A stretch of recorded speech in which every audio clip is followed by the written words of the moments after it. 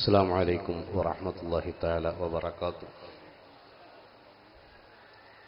أعوذ بالله من الشيطان الرجيم. بسم الله الرحمن الرحيم. الحمد لله رب العالمين والعاقبة للمتقين ولا عدوان إلا على الظالمين. والصلاة والسلام على سيدنا محمد صلى الله عليه وسلم خاتم النبيين وعلى آله وأصحابه الفائزين أما بعد. بسم الله الرحمن الرحيم. وننزل من القرآن ما هو شفاء ورحمة للمؤمنين. صدق الله مولانا العظيم. عن أبي هريرة رضي الله عنه أنه قال رسول الله صلى الله عليه وسلم: أصل كل داء المعدة. صدق رسول الله صلى الله عليه وسلم. ആദരണീയരായ ഈ മഹത്തായ വേദിയെ ഹ്രസ്വമായ സമയത്തിനുള്ളിൽ പ്രവിശാലാർത്ഥങ്ങളിലേക്ക് വെളിച്ചം വീശുന്ന തരത്തിൽ ഉദ്ഘാടനം ചെയ്ത് നമ്മെ ആശീർവദിച്ച വന്യരായ സയ്യിദ് അവറുകൾ, പ്രാർത്ഥന കൊണ്ട് അനുഗ്രഹിച്ച ബഹുമാനപ്പെട്ടവർ,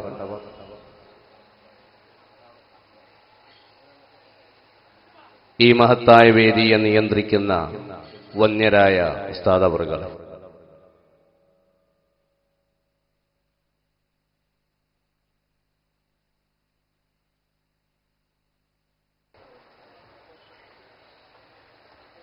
പ്രിയപ്പെട്ട സഹോദരന്മാരെ, അല്ലാഹുവിന്റെ അപാരമായ അനുഗ്രഹം കൊണ്ട്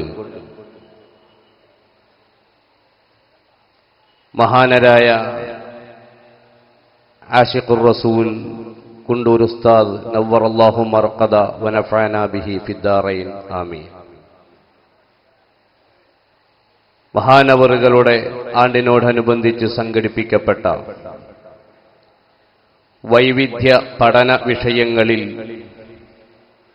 പ്രധാനപ്പെട്ട ഒരു വിഷയമാണ് തിരുനബി സല്ലല്ലാഹു അലൈഹി വസല്ലമ തങ്ങളെക്കുറിച്ചുള്ള പഠനം.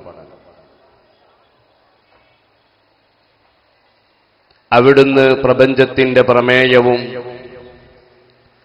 സൃഷ്ടികളുടെ അത്താണിയുമാകുമ്പോൾ ലോക ജനതയ്ക്ക് വേണ്ട ഏതെല്ലാം വിഷയങ്ങളുണ്ടോ ആ വിഷയങ്ങളിലെല്ലാം വ്യക്തവും കൃത്യവുമായ മാതൃകയോടുകൂടെ ലോകത്ത് ജീവിച്ച മഹൽ വ്യക്തിത്വമാണ്. ആ ഹബീബായ നബി സല്ലല്ലാഹു അലൈഹി വസല്ലമ തങ്ങൾ ചർച്ച ചെയ്യാത്ത വിഷയങ്ങളില്ല, അവിടുന്ന് എത്തപ്പെടാത്ത മേഖലകളില്ല. ലോകാവസാനം വരെയുള്ള ആളുകൾക്ക് എന്തെല്ലാം വേണമോ ആ വിഷയമെല്ലാം ലോകത്തിന്റെ മുമ്പിൽ സമർപ്പിച്ചവരാണ്. വിശുദ്ധ ഖുർആൻ പറഞ്ഞു: ഇന്നാ അർസൽനാക ഷാഹിദ. ലോകത്തിന് എന്തെല്ലാം ആവശ്യമുണ്ടോ ആ വിഷയങ്ങളൊക്കെ വീക്ഷിച്ച് പരിഹാരം കണ്ടെത്താനാണ് അങ്ങയെ നാം നിയോഗിച്ചത് എന്ന. അതുകൊണ്ട് തന്നെ ലോകത്തെ അവിടുന്ന് അറിയുന്നു, ലോകത്തിന്റെ ഭാഷ അവിടുന്ന് വ്യക്തമായി മനസ്സിലാക്കുന്നു. ഇബ്നു ഹജർ അൽ അസ്ഖലാനി തങ്ങൾ സഹീഹുൽ ബുഖാരിയുടെ ഒരു അധ്യായത്തെ വ്യാഖ്യാനിച്ച് വിശദീകരിക്കുന്നതായി കാണാം. ബാബു മൻ തകല്ലമ ബിൽ ഫാരിസിയ, പാഴ്സി ഭാഷയിൽ സംസാരിച്ചവർ എന്ന ഒരു അധ്യായം സഹീഹുൽ ബുഖാരിയിലുണ്ട്. ആ അധ്യായം വിശദീകരിച്ച് 3 ലക്ഷത്തിലധികം ഹദീസ് മനഃപ്പാഠമാക്കിയ മഹാനരായ ഇബ്നു ഹജർ അൽ അസ്ഖലാനി തങ്ങൾ പറയുന്നു: കാനൻ നബിയ്യു സല്ലല്ലാഹു അലൈഹി വസല്ലം യഅരിഫു ജമീഅൽ അൽസിന. നബി തങ്ങൾക്ക് ലോക ഭാഷകൾ മുഴുവനും വശമുള്ളവരാ. കാരണം ലിഅന്നഹു ഉർസില ഇലൽ ഖൽഖി കാഫ. ലോകത്തേക്ക് പടക്കപ്പെട്ടവരാകുമ്പോൾ ലോകഭാഷ അറിയണമല്ലോ. അല്ലാഹു പറഞ്ഞതാണല്ലോ: വമാ അർസൽനാ മിൻ റസൂലിൻ ഇല്ലാ ബിലിസാനി ഖൗമിഹി. സമുദായത്തിന്റെ ഭാഷ ആ സമുദായത്തിലേക്ക് നിയുക്തരായവർ അറിഞ്ഞിരിക്കണം എന്ന്. അതുകൊണ്ട് തന്നെ ലോകത്തിന്റെ ഭാഷയും ലോകത്തിന്റെ വർത്തമാനവും ലോകത്തിന് വേണ്ട എല്ലാ വിഷയവും അറിയുന്നവരാണ് ഹബീബ് മുഹമ്മദ് മുസ്തഫ എന്ന് വെക്കുമ്പോൾ, ഒരു വ്യക്തിയുടെ ജീവിതത്തിൽ ഏറ്റവും കൂടുതൽ അനിവാര്യമായി ശ്രദ്ധിക്കേണ്ടതും കൂടുതൽ പേരും നഷ്ടപ്പെട്ട് നഷ്ടബോധത്തോടുകൂടെ ഖേദിക്കുന്നതുമായ ഒരു വിഷയം രോഗം, ആരോഗ്യം. ആ വിഷയത്തിൽ വ്യക്തമായ കാഴ്ചപ്പാട് തിരുനബി ലോകത്തിന്റെ മുമ്പിൽ സമർപ്പിക്കുകയാണ്. ഇവിടെ ഈ വിഷയം ചർച്ച ചെയ്യുമ്പോൾ പ്രധാനമായും 3-4 വിഷയങ്ങൾ ഇതിന്റെ പരിധിയിൽ വരികയാണ്. രോഗം എന്താ? രോഗം എങ്ങനെയാണ്? രോഗം എന്തിനാണ് അല്ലാഹു ഭൂമി ലോകത്തേക്ക് ഇറക്കിയത്? ആ രോഗത്തിനെ പ്രതിരോധിക്കാൻ എന്തുണ്ട് മാർഗം? ചികിത്സ ഏതെല്ലാം രൂപത്തിലാണ് നബി സല്ലല്ലാഹു അലൈഹി വസല്ലമ ലോകത്തിന്റെ മുമ്പിൽ സമർപ്പിച്ചിട്ടുള്ളത്? ആരോഗ്യം എങ്ങനെയാണ് ഒരു വ്യക്തിക്ക് വീണ്ടെടുക്കാൻ കഴിയുക? തുടങ്ങിയ മേഖലകൾ ഇവിടെ ചർച്ചയ്ക്ക് വെക്കേണ്ടിയിരിക്കുന്നു.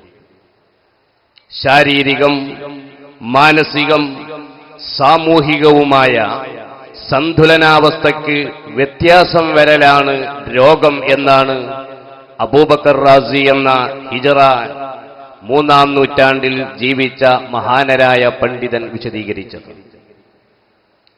ശാരീരികമായി, മാനസികമായി, സാമൂഹികമായി പ്രയാണം നടത്തേണ്ട സ്ട്രെയിറ്റ് വേയിലൂടെ സഞ്ചരിക്കേണ്ട ഒരു വ്യക്തിയുടെ ജീവിത വ്യവസ്ഥിതിയിൽ വരുന്ന വ്യതിയാനം, ആ വ്യതിയാനമാണ് രോഗം എന്ന് പറയുന്നത്. അതിന്റെ കൃത്യമായ പ്രയാണത്തിലൂടെയുള്ള പോക്ക്, അതിനാണ് ആരോഗ്യം എന്ന് പറയുന്നത്. അസ്വിഹ വൽ മർദ്, രോഗവും ആരോഗ്യവും അങ്ങനെയാണ്. എങ്ങനെയാണ് ഒരാൾ രോഗിയായി തീരുന്നത്? ആ രോഗിയായി തീരുന്നതിന് 6 കാരണങ്ങളാണ് ദി പ്രിൻസിപ്പിൾ ഓഫ് മെഡിസിൻ എന്ന അൽ ഖാനൂൻ ഫി തിബ്ബ് എന്ന ഗ്രന്ഥത്തിൽ വിശദീകരിക്കപ്പെടുന്നത്. രോഗിയാവാനുള്ള കാരണം എന്താണ്? നേരത്തെ വന്യരായ സയ്യിദ് അവറുകൾ ഇവിടെ ആദ്യം ഊതിവെച്ച ആയത്ത്, കുലു വശ്റബു വലാ തുസ്രിഫു. കുലു വശ്റബു വലാ തുസ്രിഫു, നിങ്ങൾ ഭക്ഷിക്കുക, നിങ്ങൾ കുടിക്കുക, നിങ്ങൾ ഓവറാക്കരുത് എന്ന ആയത്ത് തുടക്കത്തിൽ പുണ്യരായ സയ്യിദ് അവറുകൾ ഇവിടെ നമ്മെ കേൾപ്പിക്കുകയുണ്ടായി. ഇതാണ് ഏറ്റവും പ്രധാനപ്പെട്ട കാരണവും. അല്ലാഹു തആല ഈ ആയത്ത് പറഞ്ഞത് കുലു വശ്റബു എന്ന് പറഞ്ഞത് വലാ തുസ്രിഫു, ഓവറാക്കരുത് എന്ന് പറയാനാണ്. പക്ഷേ മങ്കട കടന്നമണ്ണൊരു ഹോട്ടലുണ്ട്. ആ ഹോട്ടലിന്റെ പേര് തന്നെ ഹോട്ടൽ കുലു വശ്റബു എന്നാണ്. മയദിന്റെ സ്ഥാപനക്കുള്ള സ്ഥലം. അവിടെ കാണാം ഹോട്ടൽ കുലു വശ്റബു, വലാ തുസ്രിഫു എന്ന് അവിടെ എഴുതിയിട്ടില്ല. കാരണം അവിടെ ഒരുപാട് പ്രാവശ്യം ചോറ് കിട്ടുന്ന പറയുന്നത്. ഏതാവട്ടെ, ആ നിലക്കാണ് അല്ലാഹു തആല പറഞ്ഞത്. ഹബീബ് മുഹമ്മദ് മുസ്തഫ നബി സല്ലല്ലാഹു അലൈഹി വസല്ലമ തങ്ങൾ ഒരിക്കൽ അലി ബിൻ അബി ത്വാലിബ് റളിയല്ലാഹു അൻഹുവും വേറെ 2 പേരും കൂടെ ഒരു വീട്ടിലേക്ക് കയറി. ആ വീട്ടിലേക്ക് കയറിയപ്പോൾ ഒരു കൊച്ചുകുട്ടി ഒരു പിതാവിന്റെ കയ്യിൽ കിടന്ന് കരയുകയാണ്. അങ്ങനെ കരയുന്നത് ശ്രദ്ധയിൽപ്പെട്ടപ്പോ ആരോഗ്യപരമായി ഒരുപാട് താഴേക്കിടയിലായ അവസ്ഥയിൽ, അപകടകരമായ നിലയിലായ അത് കണ്ടപ്പോ ഹബീബായ നബി സല്ലല്ലാഹു അലൈഹി വസല്ലം തങ്ങൾ ചോദിച്ചു, എന്താണ് കാരണം? ആ വ്യക്തി പറഞ്ഞു, ഈ കുഞ്ഞിന് 4-5 മാസമായപ്പോഴേക്ക് എന്റെ ഭാര്യ വീണ്ടും ഗർഭിണിയായി. ആ കുഞ്ഞിന് വേണ്ട രൂപത്തിൽ മുലപ്പാൽ കൊടുക്കാൻ കഴിഞ്ഞിട്ടില്ല. അതുകൊണ്ടുതന്നെ ഒരുപാട് വിഷമം ഈ കുട്ടി അനുഭവിക്കുന്നു. അതോടുകൂടെ അസുഖവും കാണുന്നു. ഹബീബായ നബി സല്ലല്ലാഹു അലൈഹി വസല്ലമ തങ്ങൾ അവിടുന്ന് നിർദ്ദേശിച്ചതായി കാണാം, ഈ കുഞ്ഞിന് അത്തിപ്പഴം അരച്ച് അത് പേസ്റ്റ് രൂപത്തിലാക്കി നൽകാൻ വേണ്ടി കൽപ്പിച്ചത് കാണാം. അത്തിപ്പഴം ആദം നബി അലൈഹിസ്സലാം സ്വർഗ ലോകത്തു നിന്ന് ഇറക്കിയതാണ്. 2 പഴമാണ് പ്രധാനമായും ഏറ്റവും കൂടുതൽ പോഷകമൂല്യവും വൈറ്റമിനും കലോറിയും എല്ലാം അടങ്ങിയ 2 ഫലങ്ങൾ. ഒന്ന് ഈത്തപ്പഴം. ഹദീസിൽ കാണാം, അക്രിമു അമ്മതക്കും, നിങ്ങളുടെ അമ്മായിയെ നിങ്ങൾ ആദരിക്കണം. സഹാബത്ത് ചോദിച്ചു, വമാ അമ്മത്തുനാ യാ റസൂലല്ലാഹ്, ഞങ്ങളുടെ അമ്മായി ആരാണ്, പിതാവിന്റെ സഹോദരി ആരാണ്? ഉടനെ പറഞ്ഞു, അന്നഖ്ല, ഈത്തപ്പന മരമാണ് എന്നാണ്. ഈത്തപ്പന മരത്തെ തൊട്ടാൽ ഉളു മുറിയില്ല, അതൊറ്റ മരത്തിന് മുറിയില്ല. എന്നാൽ ഈത്തപ്പന മരത്തിന് ഒരു പ്രത്യേകതയുണ്ട്. അത് മഹാനരായ ആദം നബി അലൈഹിസ്സലാമിനെ സൃഷ്ടിച്ച മണ്ണില് ബാക്കി കുറച്ചു മണ്ണ്, ആ മണ്ണ് കൊണ്ട് സൃഷ്ടിക്കപ്പെട്ട വൃക്ഷമാണ് ഈത്തപ്പന മരം എന്ന് ഇമാം തബറാനി റളിയല്ലാഹു അൻഹു ഉദ്ധരിച്ച ഹദീസിൽ കാണാം. നല്ല ഫലപുഷ്ടിയുള്ള, നല്ല വൈറ്റമിൻ അടങ്ങിയ, എല്ലാം 23 അവിഭാജ്യ ശരീരത്തിലേക്ക് അനിവാര്യമായും ഉൾക്കൊള്ളേണ്ട ഘടകങ്ങൾ മേളിച്ച മഹത്തായ ഫലമാണ് ഈത്തപ്പഴം. സ്വർഗലോകത്ത് നിന്ന് ആദം നബി അലൈഹിസ്സലാം 10 വസ്തുക്കൾ കൊണ്ടുവന്നപ്പോ ഫ്രൂട്ട് കൊണ്ടുവന്നത് ഓറഞ്ച് അല്ല, ആപ്പിൾ അല്ല, അവിടുന്ന് കൊണ്ടുവന്നത് അത്തിപ്പഴമാണ്. ഈ അത്തിപ്പഴത്തെ മറ്റു ഫലങ്ങളിൽ നിന്ന് വേർതിരിക്കുന്ന ഒരു ഘടകം SOS എന്ന് പറയുന്നൊരു ഘടകമുണ്ട്. ആ ഘടകമാണ് മുലപ്പാലിൽ അടങ്ങിയിരിക്കുന്നത്. മുലപ്പാലിൽ അടങ്ങിയിരിക്കുന്ന ആ ഘടകം ലോകാരോഗ്യ സംഘടനയുടെ ഏറ്റവും മുൻനിരയിൽ നിൽക്കുന്ന ആളുകൾ പറയുന്നു, 2 വർഷം കുഞ്ഞുങ്ങൾക്ക് മുലപ്പാല് മാത്രം നൽകുകയാണെങ്കിൽ SOS എന്ന് പറയുന്ന സോസ്, ഈ വസ്തു ശരീരത്തിലേക്ക് ആവാഹിക്കപ്പെടുകയും അതുവഴി എല്ലിനെയും പോസിലിനെയും ഞരമ്പിനെയും എല്ലാം ദൃഢ നൽകുകയും രോഗപ്രതിരോധ ശേഷി 100 വർഷത്തിലധികം നിലനിർത്താൻ അനിവാര്യവുമായ ആ മഹത്തായ ഘടകം മേളിക്കുന്ന ഒന്നാണ് SOS. ഈ SOS എന്നുള്ളത് മുലപ്പാലിലാണെങ്കിൽ 2 വർഷമെങ്കിലും കൊടുക്കണമെന്ന് ലോകാരോഗ്യ സംഘടന പറയുന്നുവെങ്കിൽ ഖുർആൻ പറയുന്നു, വൽ വാലിദാതു യുർദിന ഔലാദഹുന്ന ഹൗലൈനി കാമിലൈൻ.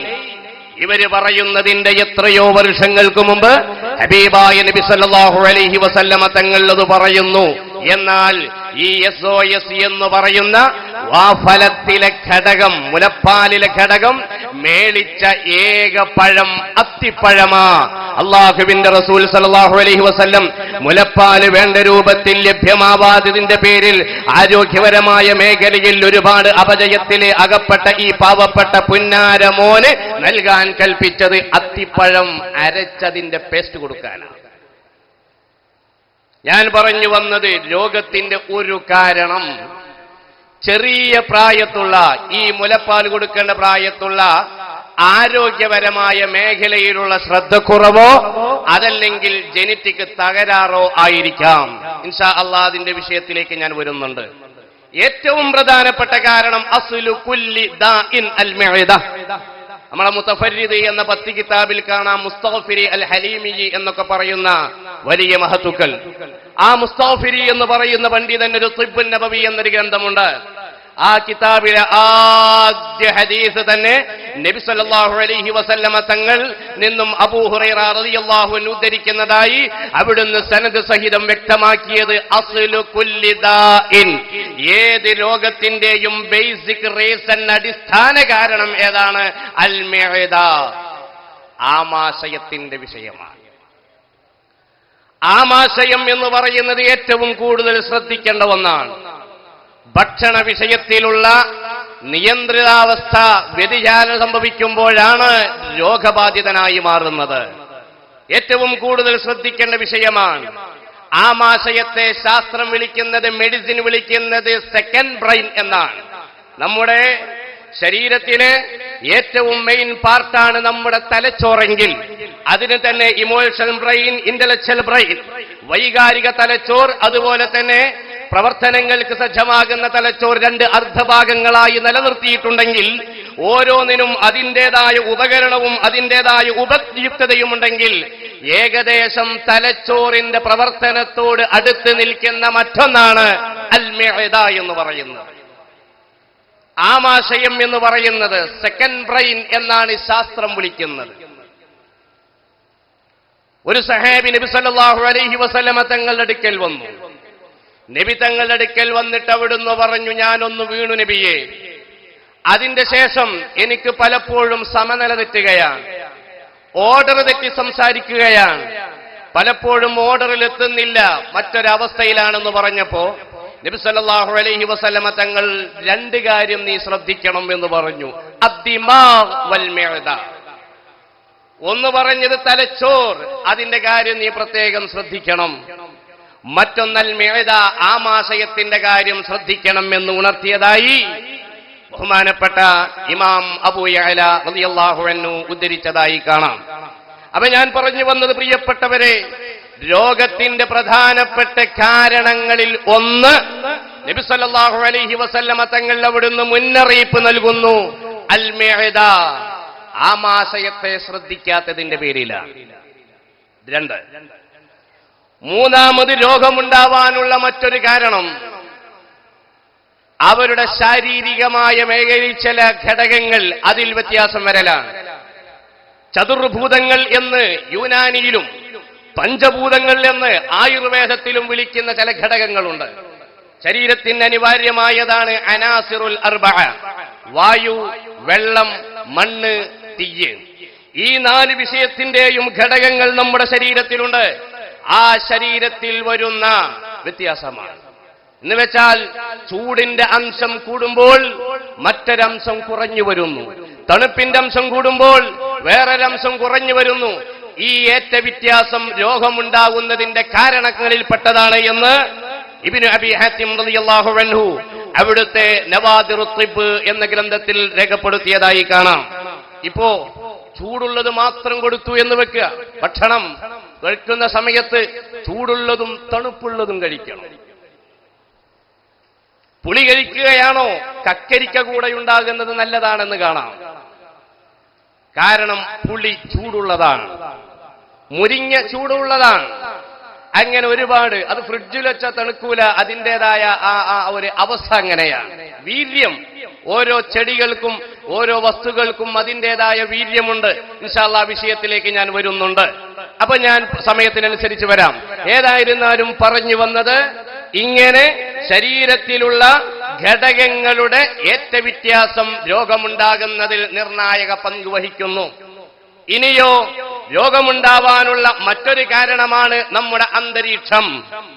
നബി സല്ലല്ലാഹു അലൈഹി വസല്ലമ തങ്ങൾ പറഞ്ഞു, കെട്ടി നിൽക്കുന്ന വെള്ളത്തിൽ മൂത്രൊഴിക്കരുത്, ഓപ്പൺ മേഖലയിൽ നിങ്ങൾ തുപ്പരുത്, ജനങ്ങൾ കൂടുന്ന സമയത്ത് നിങ്ങൾ കാർക്കിച്ചു തുപ്പരുത് എന്നുവരെ നബി തങ്ങൾ മുന്നറിയിപ്പ് നൽകിയത് ഇമാം അബൂ ദാവൂദ് റളിയല്ലാഹു അൻഹു റിപ്പോർട്ട് ചെയ്യുന്നു. എന്താണ് അതിന്റെ കാരണം? സുലൈമാനുൽ ഖത്താബി റളിയല്ലാഹു അൻഹു പറയുന്നു, ഈ തുപ്പുനീരിലൂടെയും ഈ ഓപ്പണായ മലമൂത്ര വിസർജനത്തിലൂടെയും അന്തരീക്ഷത്തിൽ ഒരുപാട് രോഗത്തിന് കാരണമായേക്കാവുന്ന ഒരുപാട് വൈറസുകൾ വരാനുള്ള സാഹചര്യമുള്ളത് കൊണ്ടാണ് അത് നബി സല്ലല്ലാഹു അലൈഹി വസല്ലമ തങ്ങൾ വിലക്കാനുള്ള ഒരു കാരണം എന്ന് പറഞ്ഞതായി കാണാം. നിങ്ങൾ ആലോചിച്ചു നോക്കുക, നമ്മുടെ വീടിന്റെ ചില വീട്ടിൽ താമസിക്കുന്ന ആളുകൾക്ക് പലപ്പോഴും അസുഖമുണ്ടാവാറുണ്ട്, പല ആളുകൾക്കും പലതും ഉണ്ടാവാറുണ്ട്. വീടിന്റെ ചുറ്റുഭാഗം രോഗത്തിന്റെ വിഷയത്തിൽ ശ്രദ്ധിക്കേണ്ട ഒരു കാര്യമാണ്. വിശിഷ്യ നമ്മുടെ ഭൂമി എന്നത് വടക്ക് 23 ഡിഗ്രി ചെരിഞ്ഞ് 1609 കിലോമീറ്റർ വേഗതയിൽ കിഴക്കോട്ട് കറങ്ങുമ്പോൾ ആ കറക്കത്തിന്റെ ഫലമായി കൃത്യമായ അനുപാതത്തിൽ മാഗ്നറ്റിക് എനർജിയും കോസ്മിക് എനർജിയും ജിയോ എനർജിയും കാന്തികോർജവും വൈദികോർജവും അതുപോലെ ഭൗമോർജവും കൃത്യമായ രൂപത്തിൽ കിട്ടണം എന്ന നിലക്കാണ് വീടിന്റെ വടക്ക് കിഴക്ക് ഭാഗം കുറച്ച് ഓപ്പണാവണം, തെക്ക് പടിഞ്ഞാറിനെ അപേക്ഷിച്ച് കുറച്ച് ഓപ്പണാവണം എന്നൊക്കെ പറയാനുള്ള കാരണം അവിടെ മാലിന്യ വസ്തുക്കൾ കൂടിക്കഴിഞ്ഞാൽ തീർച്ചയായും രോഗമുണ്ടാവാൻ സാധ്യതയുണ്ട്. നബി സല്ലല്ലാഹു അലൈഹി വസല്ലം പറഞ്ഞു, നദ്ദിഫു അഫ്നിയതകും ഫലാ തത്തഖിദുഹാ അക്നാഫ, നിങ്ങളുടെ വീടിന്റെ പരിസരം നിങ്ങൾ ശുദ്ധിയുള്ളതാക്കണം, ഒരിക്കലും മാലിന്യ കൂമ്പാരമാക്കരുത്. കാരണം അസുഖമുണ്ടാവാൻ കാരണമാണ്. ഓർഡർ കൃത്യമാക്കണം. മഹാനരായ സയ്യിദുനാ ഉമർ ഇബ്നുൽ ഖത്താബ് റളിയല്ലാഹു അൻഹു ഒരു വഴിയിലൂടെ പോകുമ്പോൾ ഒരു കൂട്ടുകാരന്റെ വീടിന്റെ അടുക്കലെത്തിയപ്പോ ചുമ്മാ ഒന്ന് കയറി കണ്ടു കളയാം എന്ന നിലക്കൊന്ന് കയറി. ആളെവിടെ? വീട്ടുകാരി പറഞ്ഞു, ആൾ ഉറങ്ങുക, എന്നാ ഉറങ്ങണ ആളെ വിളിക്കാൻ വേണ്ടി പറഞ്ഞു. വിളിച്ചു, പുറത്തു വന്നു. നോക്കുമ്പോ മുറ്റം നിറയെ മാലിന്യ കുംഭാരമാണ്. എന്താ അതൊക്കെ ഇങ്ങനെ? ഇത് നല്ല വൃത്തിയാക്കി കൊണ്ടു നടക്കണ്ടേ? ഉടനെ പറഞ്ഞു, ജോലിക്കാരി വന്നിട്ടില്ല, അടിച്ചു വരുന്ന ആൾ വന്നിട്ടില്ല. ശരി, വൃത്തിയാക്കണം കേട്ടോ. മർദ്ദാനും അങ്ങനെ പോവുക. 3 ദിവസം കഴിഞ്ഞപ്പോൾ ആ വഴിയിലൂടെ തന്നെ വന്നു. വെറുതെ ഒന്ന് കയറി നോക്കുമ്പോൾ ആ പഴയ കുപ്പിയുടെ അടപ്പ് അങ്ങനെ കഴുന്നിട്ടും പഴയ ചിരട്ട ഇങ്ങനെ മലർന്നിട്ടും പഴയ കുമ്പാരം അങ്ങനെ തന്നെ, ഒരു മാറ്റമല്ല. ആളെവിടെയെന്ന് വെച്ചു, ഉറങ്ങുകയാണ്. കാരണം ചില ആളുകൾക്ക് എപ്പോഴും ഉണ്ടാവില്ല ഒരു ഉറക്കം, പ്രത്യേകിച്ച് ഉച്ചഭക്ഷണം കഴിച്ചാൽ ഇങ്ങനെ ചിലപ്പോൾ ഒരു ഉറക്കമൊക്കെ വരാറുണ്ട്. അങ്ങനെ ബഹുമാനപ്പെട്ട ഉമർ റളിയല്ലാഹു അൻഹു ആളെ വിളിച്ചു. ആളിങ്ങനെ എങ്ങനെയൊക്കെയാണ് വന്നു, കാരണം ഇനി എന്താ നടക്കാന്നൊരു പിടുത്തമല്ല. ഇതെന്താന്ന് ചോദിച്ചു. ആള് വന്നിട്ടില്ല. ഒരൊറ്റ അടിയാണ്. അടിച്ചതോടുകൂടെ അകത്തുനിന്ന് പറഞ്ഞു, ഒന്നുകൂടിയും കൊടുക്കി, എനിക്ക് തല്ലാൻ പറ്റൂലല്ലോ. ഭാര്യന്റെ ശബ്ദം. അങ്ങനെയാണ്, അങ്ങനെ കാണാം. അപ്പൊ ചുരുക്കി പറഞ്ഞാൽ വീടിന്റെ പരിസരം, ആ പരിസരത്തുള്ള മാലിന്യങ്ങൾ വീട്ടിലുള്ളവരുടെ രോഗത്തെ ഉണ്ടാക്കാൻ കാരണമാകും, ആരോഗ്യത്തെ ബാധിക്കുമെന്നതാണ്. മറ്റൊന്ന്, വീട്ടിൽ കിട്ടിക്കൊണ്ടിരിക്കുന്ന കറക്റ്റ് സർക്കുലേഷൻ, വെന്റിലേഷൻ കിട്ടിയിരിക്കണം. അതിന്റെ കുറവ് രോഗമുണ്ടാക്കാം. നബി സല്ലല്ലാഹു അലൈഹി വസല്ലമ തങ്ങൾ പറഞ്ഞു, ലാ തർഫഅ ബിനാഅക ഫൗഖ ദാരി അഖീക ഫതസുദ്ദു അലൈഹി റിഹ് വല്ലാഹു. വീട്ടിലേക്ക് വരുന്ന കാറ്റും വെളിച്ചവും തടയുന്ന രൂപത്തിൽ ഒരിക്കലും നിങ്ങൾ വീട് നിർമ്മിക്കരുത്. സഹോദരന്റെ വീടിന് കാറ്റും വെളിച്ചവും തടയുന്ന രൂപത്തിൽ നിങ്ങൾ ഒരിക്കലും വീട് നിർമ്മിക്കരുത് എന്ന് നബി സല്ലല്ലാഹു അലൈഹി വസല്ലമ തങ്ങൾ പറയുകയാണ്. വീട്ടിലേക്ക് വെളിച്ചം വരണം, സൂര്യപ്രകാശം അല്പമെങ്കിലും ശരീരത്തിൽ വധിക്കണം. ചെറിയ കുട്ടികൾ മാസം തികയുന്നതിന്റെ മുമ്പ് ചിലപ്പോൾ മരണപ്പെടും, ചിലപ്പോൾ പ്രസവിക്കാറുണ്ട്. അങ്ങനെ ജനിക്കുന്ന കുട്ടികൾക്ക് ചിലപ്പോൾ ശരീരത്തിൽ തൊലിയൊക്കെ പൊളിയാറുണ്ട്. അവരോട് പറയുന്നത് എന്താണ്? അവരോട് ആയുർവേദത്തിന്റെ ചില ആചാര്യന്മാർ നിർദ്ദേശിച്ചത് എന്താ? ഈ പുറ്റുമണ്ണിൽ കടുക് അരച്ച് നല്ലെണ്ണ ചേർത്ത് അരച്ച് കാലിന്റെ താഴ്ഭാഗത്തിട്ടാൽ മതി എന്ന് പറയാറുള്ളത്. എന്നാൽ അങ്ങനെ 3-4 ദിവസം താഴ്ഭാഗത്ത് അങ്ങനെ നീസായി തേച്ചു കൊടുക്കുകയാണെങ്കിൽ ഈ അസുഖം മാറാറുണ്ട്. ഇത് പറഞ്ഞു കൊടുക്കുമ്പോൾ ചില ആളുകൾക്കൊക്കെ അങ്ങനെ വ്യത്യാസം കാണുകയും ചെയ്തിട്ടുണ്ട്. അപ്പൊ എങ്ങനെ ഈ പ്രകൃതിപരമായ നമ്മുടെ ശരീരത്തിലേക്ക് മണ്ണിന്റെ ചില അംശങ്ങൾ വരേണ്ടതുണ്ട്, വെളിച്ചം വരേണ്ടതുണ്ട്.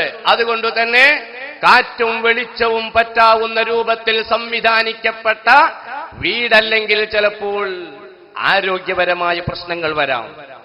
മണ്ണ്, സോയിൽ, ഒരു വീടെടുക്കുന്നതിന്റെ മുമ്പ് ചിന്തിക്കേണ്ട 13 കാര്യങ്ങളിൽ പ്രധാനപ്പെട്ട 2ാമത്തെ കാര്യമായി അഹ്മദ് അൽ-അന്താക്കി തങ്ങൾ പറയുന്നത് മണ്ണ് ശ്രദ്ധിക്കണമെന്നാണ്. നബി സല്ലല്ലാഹു അലൈഹി വസല്ലമ തങ്ങളുടെ അടുക്കൽ ഒരു വിഭാഗം സഹാബിമാരുടെ കൂട്ടത്തിൽ ഒരു സഹാബി വന്നു പറഞ്ഞു, നബിയേ, ഞാൻ ഒരു സ്ഥലത്ത് വീട് നിർമ്മിച്ചപ്പോ അതിന്റെ മുമ്പ് എനിക്ക് വലിയ ബറക്കത്താണ്, റാഹത്താണ്. ഇപ്പോൾ വലിയ രോഗിയായി മാറിയിട്ടുണ്ട്. അല്ലാഹുവിന്റെ റസൂൽ സല്ലല്ലാഹു അലൈഹി വസല്ലം തങ്ങൾ പറഞ്ഞു, അവിടുന്ന് മാറണം. ഫഇന്ന മിനൽ ഖറഫി അത്തലഫ്. ചില മണ്ണുകളിൽ നാശം വരെ വരാൻ സാധ്യതയുണ്ട്. മണ്ണിന് ഫള്ലു ബഅദഹാ അലാ ബഅദ്.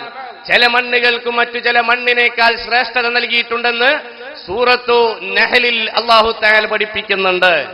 അതുകൊണ്ട് തന്നെ കൃത്യമായ നല്ല മണ്ണ്, നല്ല ഭൂമിയിലായിരിക്കണം താമസിക്കേണ്ടത്. അതല്ലെങ്കിൽ രോഗം വരാനുള്ള കാരണം കൂടുതലാണ്. അതുപോലെ തന്നെ ചില പൈശാചിക വിഷയങ്ങളും രോഗിയാക്കി മാറ്റുന്നതിൽ പങ്കുവഹിക്കാറുണ്ട്. അത് തള്ളിക്കളയാൻ കഴിയൂല. പലപ്പോഴും പല മണ്ണുകളിലും പഴയകാലത്തെ മറ്റു ഇതരരുടെ വല്ല അരുതായ്മകളോ മറ്റോ നടന്നിട്ടുണ്ടെങ്കിൽ, അവിടെ വല്ല പൈശാചിക കുടിയിരുപ്പും വന്നിട്ടുണ്ടെങ്കിൽ, ഇവിടെ ഈ വീട്ടിൽ നിസ്കാരവും ഓത്തുമൊക്കെ നടക്കുമ്പോൾ സ്വാഭാവികമായും ചില പ്രശ്നങ്ങൾ വരാനുള്ള സാധ്യതയുണ്ട്. അതുകൊണ്ട് തന്നെ അങ്ങനെയുള്ള വിഷയങ്ങൾ തുടങ്ങുന്നതിന്റെ മുമ്പ് തന്നെ, ഹൗസ് വാമിങ്ങിന് മുമ്പ് തന്നെ സാദാത്തുക്കളെയും മാലിമീങ്ങളെയും കണ്ട് അതിനുള്ള പ്രതിവിധി എടുക്കേണ്ടതാണ് എന്ന് ചില ആളുകൾ വിശദീകരിച്ചതായി കാണാം. അതിൽപ്പെട്ട ഒന്നാണ് വാങ്കി വിളിക്കുക എന്നത്. പുതിയ വീടിനോടനുബന്ധിച്ച് ചിലപ്പോൾ 4 മൂലകളിൽ വാങ്കി വിളിക്കാൻ വേണ്ടി സാദാത്തുക്കൾ പറയാറുണ്ട്. വിശുദ്ധ കഅബാലയം മഹാനരായ ഖലീലുല്ലാഹി ഇബ്രാഹിം നബി അലൈഹിസ്സലാം അവിടുന്ന് തറക്കല്ലിടുകയും അവിടുത്തെ പ്രവർത്തനങ്ങൾക്ക് നേതൃത്വം നൽകുകയും ചെയ്ത മഹാനരായ ഇബ്രാഹിം നബി അലൈഹിസ്സലാമിന്റെ കാലശേഷം അംർ ഇബ്നു ലഹി എന്ന് പറയുന്ന ഒരു വ്യക്തിയുടെ കരങ്ങളാൽ തുടങ്ങിവെച്ച പ്രതിഷ്ഠകളുടെ ആരാധനാകർമ്മവും ആ ഒരു സംവിധാനവും നബി സല്ലല്ലാഹു അലൈഹി വസല്ലമ തങ്ങൾ മക്കം ഫത്ഹോട് കൂടെ ഇല്ലാതെയാക്കുകയുണ്ടായി. അങ്ങനെ ഇല്ലാതെയാക്കിയപ്പോ അവിടുന്ന് ആദ്യമെല്ലാം ഒഴിവാക്കി. പിന്നീട് സംസം ഉപയോഗിച്ച് ശുദ്ധികലശവും വരുത്തിയതിനു ശേഷം വകബ്ബറ ഫീ നവാഹിഹാ, അതിന്റെ മൂലകളിൽ തക്ബീർ ചൊല്ലി എന്ന് കാണാം. ആ കബ്ബറ ഫീ നവാഹിഹാ എന്ന റിവായത്തിന് മറ്റൊരു റിപ്പോർട്ട് പ്രകാരം ബഹുമാനപ്പെട്ട അബൂ ദാവൂദ് തയാലിസി എന്ന പണ്ഡിതൻ വിശദീകരിച്ചതായി കാണാം.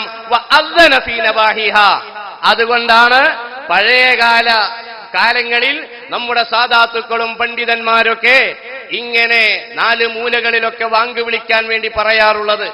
വേറെയും ഒരുപാട് പ്രയോഗങ്ങളുണ്ട്.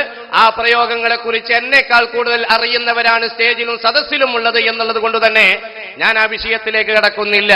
ചുരുക്കി പറഞ്ഞാൽ അതും അതിന്റെ ചില കാരണങ്ങളാണ്. ഇങ്ങനെ അസുഖമുണ്ടാവാൻ അതും കാരണമാണ്. അതുപോലെ തന്നെ മറ്റൊരു കാരണമാണ് ജനറ്റിക്, പൈതൃകമായി ചില അസുഖങ്ങൾ കിട്ടാറുണ്ട്. പൈതൃകമായി ബാപ്പായുടെ, വല്ലിപ്പായുടെ, അങ്ങനെ കുറെ മുമ്പുള്ള ബാപ്പക്ക് ആമവാദമുണ്ടെങ്കിൽ കാണാം 4, 5 തലമുറയിൽപ്പെട്ടവർക്ക് ആമവാദം, സന്ധിവാദം, അങ്ങനെ പാരമ്പര്യമായി ചില അസുഖങ്ങൾ അങ്ങനെ കിട്ടാറുണ്ട്. അങ്ങനെ 8-10 കാരണങ്ങളാണ്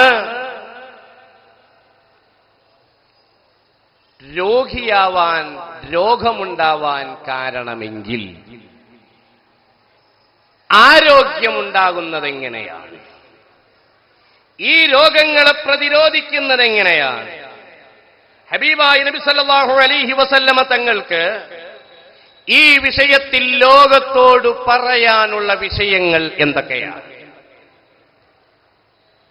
ഇത് ചർച്ചയ്ക്ക് വിധേയമാക്കേണ്ട വിശാലമായ വിഷയമാണ്. 1-2 കാര്യങ്ങൾ മാത്രം ശ്രദ്ധയിൽപ്പെടുത്തി ഇൻഷാ അല്ലാഹ് ഞാൻ അവസാനിപ്പിക്കുകയാണ്. ചികിത്സ. അൽ വിഖായതു ഖൈറും മിനൽ ഇലാജ്. ഒരു കിൻഡൽ മരുന്നിനേക്കാൾ ഒരു തുള്ളി പ്രതിരോധമാണ് ഗുണം ചെയ്യുക. ചില ആളുകളൊക്കെ കടലെന്നണമായിരിക്കാണ് ഗുളിക കുടിക്കുന്നത്. 18 എണ്ണം, 20 എണ്ണം, 30 എണ്ണം ഒക്കെ ഒരുപാട് ഗുളിക ഉണ്ടാവാറുണ്ട്. അൽ വിഖായ, പ്രതിരോധം, ഖൈറും മിനൽ ഇലാജ്, ചികിത്സയേക്കാൾ ഏറ്റവും ശ്രദ്ധിക്കേണ്ട വിഷയമാണെന്ന് പ്രതിരോധിക്കുക എന്നത്. രോഗം 2 വിധത്തിലാണ്. അൽ മറളുൽ ജിസ്മാനി വൽ മറളു റൂഹാനി. ഒന്ന് ആത്മീയമായ രോഗങ്ങൾ, മറ്റൊന്ന് ശാരീരികമായ രോഗങ്ങൾ. ആത്മീയമായ രോഗവും അതിന്റെ പ്രതിരോധവും ഇപ്പോൾ പറയേണ്ടതില്ല, അത് നമ്മുടെ വിഷയവും അല്ല. അതുകൊണ്ട് ആ വിഷയത്തിലേക്ക് ഇപ്പോൾ ഞാൻ കൂടുതൽ ഊന്നി നിൽക്കുന്നില്ല. ശാരീരികമായ അസുഖങ്ങൾ. ശാരീരികമായ അസുഖങ്ങൾ എന്ന് പറഞ്ഞാൽ ശരീരത്തിലെ ഏറ്റവും വലിയ അവയവം ഏതാണെന്ന് ചോദിച്ചാൽ ത്വക്ക് എന്നാണ് അതിന് മറുപടി. ത്വക്ക് എന്ന് പറഞ്ഞാൽ തൊലി, സ്കിൻ. ഏറ്റവും വലിയ അവയവം അതാണല്ലോ. അതല്ല, കാലല്ല. നാളങ്ങനെ ചോദിച്ചപ്പോൾ ഒരാൾ പറഞ്ഞു കാലാണ്. കാലല്ല. നമ്മുടെ ശരീരത്തിൽ മൊത്തം ആവരണം ചെയ്യപ്പെട്ടിട്ടുള്ള ഒരു അവയവമാണ് സ്കിൻ എന്ന് പറയുന്നത്, തൊലി എന്ന് പറയുന്നത്. ശരീരത്തിലെ വൈവിധ്യ അവയവങ്ങളിൽ ഏറ്റവും പ്രധാനപ്പെട്ട അവയവം ഏതാണ്? ഹബീബ് മുഹമ്മദ് റസൂലുള്ളാഹി അവിടുന്ന് പറയുന്നു, അൽ ഖൽബ്. അലാ ഇന്ന ഫിൽ ജസദി മുദ്ഗ. ശരീരത്തിൽ ഒരു മാംസപിണ്ഡമുണ്ട്. ആ മാംസപിണ്ഡം നന്നായാൽ ശരീരം മുഴുവനും നന്നായി എന്നതാണ്. ആ മാംസപിണ്ഡം മോശമായി കഴിഞ്ഞാൽ ശരീരം മുഴുവനും മോശമായി എന്നതാണ്. അലാ വഹിയൽ ഖൽബ്, അത് ഹൃദയമാണ്. ഖാല റസൂലുള്ളാഹി. ശരീരത്തിലെ വ്യത്യസ്ത പാർട്ടിലെ മെയിൻ പാർട്ട്, പവർ ഹൗസായ ഹൃദയം, അതാണ് ശരിയാവേണ്ടത്. ശാരീരിക ആരോഗ്യത്തിന് ഏറ്റവും കൂടുതൽ മോട്ടിവേറ്റ് ചെയ്യുകയും ദൃഢീകരിക്കുകയും ചെയ്യുന്നത് മനസ്സാണ്. മനസ്സിന്റെ ആരോഗ്യമാണ് ശരീരത്തിന്റെ ആരോഗ്യം. മനസ്സ് ക്ഷീണിച്ചു കഴിഞ്ഞാൽ ശരീരവും ക്ഷീണിച്ചു. കാരണം അൽ ഖൽബു മലിക്കുൽ അഅ്ളാ, മറ്റു ഇതര അവയവങ്ങളുടെ ഭരണാധികാരിയാണ് ഹൃദയം എന്ന് പറയുന്നത്. അതുകൊണ്ട് തന്നെ ഈ ഹൃദയം പറയുന്നതേ കണ്ണനുസരിക്കൂ, ഹൃദയം പറയുന്നതേ ചെവി അനുസരിക്കൂ, ഹൃദയം പറയുന്നതേ തൊലി അനുസരിക്കൂ, ഹൃദയം പറയുന്നതേ നാവനുസരിക്കൂ. നാവ് നെറിയും പറയുമ്പോ കൽപ്പിക്കുന്നത് മനസ്സാണ്. അതുപോലെ കൈകൊണ്ട് തിന്മ പ്രവർത്തിക്കുമ്പോൾ അത് കൽപ്പിക്കുന്നത് മനസ്സാണ്. അതുകൊണ്ട് ഏറ്റവും കൂടുതൽ ആരോഗ്യം വേണ്ടത് നമ്മുടെ മനസ്സിനാണ്. മനസ്സിന് ആരോഗ്യം ഉണ്ടാവാൻ എന്താ ചെയ്യേണ്ടത്? കൊട്ടൻ ചുക്കാതി കലക്കി കുടിച്ചാൽ മതിയോ? എന്താണ് അതിനുള്ള ആരോഗ്യം? അതിന് ആത്മീയം ശാരീരികവും എല്ലാ നിലക്കുമുള്ള മരുന്ന് ഹബീബ് മുഹമ്മദ് മുസ്തഫ. പല ആളുകൾക്കും മനസ്സിന് ഹൃദ്രോഗമുള്ള ആളുകൾ ഉണ്ടാവാറുണ്ട്. അള്ളാഹു കാക്കട്ടെ, പെട്ടെന്നുള്ള മരണത്തെ തൊട്ട് കാത്തുരക്ഷിക്കട്ടെ. നല്ല മരുന്നാണ് ലാ ഹൗല വലാ ഖുവത ഇല്ലാ ബില്ലാഹിൽ അലിയിൽ അളീം. ആ ദിക്ർ ദിവസവും രാവിലെ ബിസ്മിയോട് കൂടെ ഒരു 11 പ്രാവശ്യം ചൊല്ലുന്നത് ഹൃദയത്തിന്റെ ആരോഗ്യത്തെ ഉണ്ടാക്കിയിടും. ഒരു സഹാബി നബി തങ്ങളോട് തഹജ്ജുദിന് എണീക്കാൻ എനിക്ക് തോന്നുന്നില്ല, ശരീരം വണങ്ങുന്നില്ല എന്ന് പറഞ്ഞപ്പോ നബി തങ്ങൾ നിർദ്ദേശിച്ചു കൊടുത്ത ദിക്റാണത്. വേറെ റിപ്പോർട്ടിൽ കുനൂസുൽ ജന്ന, കുനൂസും മിൻ കുനൂസിൽ ജന്ന, സ്വർഗത്തിലെ നിക്ഷേപം എന്ന് വിശേഷിപ്പിക്കപ്പെട്ട മഹത്തായ സംഭവമാണ്. ദിവസവും രാവിലെ ബിസ്മിയോട് കൂടെ ലാ ഹൗല വലാ ഖുവത ഇല്ലാ ബില്ലാഹ്. നല്ല ആശയങ്ങൾ പ്രഭാതത്തിൽ മനസ്സിലേക്ക് കടത്തിവിടുക. കെ.പി. കേശവമേനോൻ എന്ന് പറയുന്ന ഒരാളുണ്ട്. ഈ കേശവമേനോൻ എന്ന് പറയുന്ന ആള് തഹജ്ജുദ് നിസ്കരിക്കുന്ന ആളല്ല, ഒരുപാട് കാലം മുമ്പ് മരണപ്പെട്ട ആളാണ്. 970 ചില്ലാനത്തിലോ എന്നോ മരണപ്പെട്ട ആളാണെന്ന് ഞാൻ മനസ്സിലാക്കുന്നു. അദ്ദേഹം ആരോഗ്യം വീണ്ടെടുക്കാൻ 2 കാരണമാണ് പറഞ്ഞത്. ഒന്ന്, രാവിലെ പത്രം വായിക്കാതിരിക്കുക. നമുക്കൊരു ദിവസം പത്രം കിട്ടിയിട്ടില്ലെങ്കിൽ വലിയ പ്രശ്നമാണ്. ഹോട്ടലിൽ പോയിട്ട് ഇന്നലെ ദീപാവലിയാണ്, ഇന്ന് പ്രശ്ന അവധിയാകുമ്പോ നാളെ പത്രം ഉണ്ടാവൂല എന്ന് വായിച്ചു പോയ ആള് പിറ്റേന്ന് എവിടെ ഇതൊരു നമ്മളെ പത്രം ചോദിക്കാറുണ്ട്. അത് ഇന്നില്ല. ഇല്ലേ, ഞാൻ മറന്നതാ. വിശുദ്ധ ഖുർആൻ ഓതുന്നതിന്റെ താൽപര്യവും അതിന്റെ പ്രതിഫലവും മനസ്സിലാക്കുന്ന നാം ഈ വിഷയത്തിൽ പലപ്പോഴും ബോധവാന്മാരാവാറില്ല. ഈ പത്രങ്ങൾ എപ്പോഴും നെഗറ്റീവ് ന്യൂസിനാണ് പ്രാധാന്യം നൽകുക. അവിടെ ഭീകരാക്രമണം, അവിടെ കൂട്ടി ഇടി, അവിടെ അത് ഇത്, അങ്ങനെ നല്ല വാർത്തകൾ വളരെ കുറവായിരിക്കും. ഒരു പത്രം ഇങ്ങനെ വായിച്ചു നോക്കൂ. അങ്ങനെ മോശമായതും അതുപോലെ ആപൽക്കരമായതുമായ ഇത്തരം വാർത്തകൾ നമ്മുടെ മനസ്സിലേക്ക് ഇട്ടുകൊടുക്കുമ്പോൾ മനസ്സ് രോഗിയായി മാറുകയാണ്. അതുകൊണ്ട് തന്നെ പ്രഭാതത്തിൽ വിശുദ്ധ ഖുർആൻ പാരായണം ചെയ്യാൻ വേണ്ടി സമയം കണ്ടെത്തുന്നത് മനസ്സിന്റെ ആരോഗ്യത്തെയും അതുവഴി ശാരീരിക ആരോഗ്യത്തെയും ഉണ്ടാക്കിയെടുക്കുമെന്നാണ്. ചികിത്സിക്കുമ്പോൾ 3 രൂപമാണ് അതിന് നിർദ്ദേശിക്കപ്പെട്ടിട്ടുള്ളത്. നബി സല്ലല്ലാഹു അലൈഹി വസല്ലമ തങ്ങളിൽ നിന്നും ബഹുമാനപ്പെട്ട ഹുദൈഫത്തുൽ യമാനി റളിയല്ലാഹു അൻഹു എന്ന സഹാബി ചോദിച്ചതായി കാണാം. അല്ലാഹുവിന്റെ റസൂലേ, അറഅയ്ത അദ്വിയതൻ യുദാവിഹാ വതുഖാതൻ നത്തഖിഹാ വറുഖൻ നസ്തർഖിഹാ ഹൽ യർദു മിൻ ഖളാഇല്ലാ. അല്ലാഹുവിന്റെ റസൂലേ സല്ലല്ലാഹു അലൈഹി വസല്ലം, ഞങ്ങൾ രോഗശമനത്തിന് വേണ്ടി 3 മാർഗങ്ങൾ അവലംബിക്കാറുണ്ട്. ഈ 3 മാർഗങ്ങളിൽ ഒന്ന് മരുന്നിന്റെ ഉപയോഗമാണ്, മറ്റൊന്ന് ആത്മീയ ചികിത്സ എന്ന നിലക്ക് മന്ത്രമാണ്, മൂന്നാമത്തെയൊന്ന് പ്രതിരോധമാണ്. അത്തഹലിയ വത്തഹലിയ, പ്രതിരോധവും 2 രൂപത്തിലാണ്. ചില ചിട്ടകൾ ജീവിതത്തിൽ ഉണ്ടാക്കിയെടുക്കുകയും ചില ദുസ്വഭാവങ്ങൾ ജീവിതത്തിൽ നിന്ന് മാറ്റിയെടുക്കുകയും ചെയ്യുക. തഹ്ലിയ, ചിലത് ഉണ്ടാക്കിയെടുക്കണം. തഹ്ലിയ, ചിലത് മാറ്റിയെടുക്കുകയും വേണം. ഏതായിരുന്നാലും ഇങ്ങനെ 3 മാർഗങ്ങൾ ഞങ്ങൾ ചെയ്യുമ്പോ അല്ലാഹു തആല രോഗിയാക്കണമെന്ന് തീരുമാനിച്ചിട്ടുണ്ടെങ്കിൽ പിന്നെ ചികിത്സയ്ക്ക് എന്ത് മേനയാണുള്ളത്? ന്യായമായും നബി സല്ലല്ലാഹു അലൈഹി വസല്ലമ തങ്ങളോടുള്ള ഈ ചോദ്യം ശ്രദ്ധയിൽപ്പെട്ടപ്പോ അള്ളാഹുവിന്റെ റസൂൽ സല്ലല്ലാഹു അലൈഹി വസല്ലം തങ്ങൾ പറഞ്ഞു, ഈ ചികിത്സയും അള്ളാന്റെ ഖദറാണ്. രോഗർക്ക് അല്ലാഹു തആല രോഗം മാറ്റാൻ ഇതാണെങ്കിൽ തീരുമാനിച്ചെങ്കിലോ അതുകൊണ്ട് അതിലേക്ക് മനുഷ്യൻ എത്തപ്പെടുകയും ചെയ്യും. അപ്പൊ തദാവൗ വലാ തദാവൗ ബിൽ ഹറാം ഖാല റസൂലുള്ളാഹി. നിങ്ങൾ ചികിത്സിച്ചോളൂ, 3 പ്രാവശ്യം പറഞ്ഞത്. ചികിത്സിച്ചോളൂ, ഹറാം കൊണ്ട് ചികിത്സിക്കരുത്. നബി സല്ലല്ലാഹു അലൈഹി വസല്ലം ഒരു വഴിയിലൂടെ പോവുക, മുറിവ് പറ്റിയ ഒരാൾ ഇങ്ങനെ കിടക്കുന്നു. നബി തങ്ങൾ പറഞ്ഞു, ഒരു ഡോക്ടറെ വിളിക്കൂ. താഴെ വീണ തലയെടുത്തു കൊടുത്ത് ജീവൻ തിരിച്ചു നൽകിയതാണ് മുത്തുനബി. സലമത്ത് ഇബ്നു അക്വ റളിയല്ലാഹു അൻഹുവിന് മാരകമായ മുറിവ് പറ്റി എന്ന് പറഞ്ഞു പോവന ഫീഹി 3 ഫവാസാത്ത്, 3 പ്രാവശ്യം ഊതി മുറി ഉണക്കി കൊടുത്ത മുത്തുനബി. ആ നബി സല്ലല്ലാഹു അലൈഹി വസല്ലമ തങ്ങൾ ഡോക്ടറെ വിളിക്കാൻ വേണ്ടി പറഞ്ഞു. ചില ആൾക്കാർ ചോദിക്കല്ലേ, പൊന്നാനി മക്കാമിന് കീഴിൽ എന്തിനാണ് ഹോസ്പിറ്റൽ ഉണ്ടാക്കിയത്? സംശയം ചോദിക്കാറുണ്ട്. സംശയം ചോദിക്കുന്നവർക്ക് എന്തും ചോദിക്കാനോ.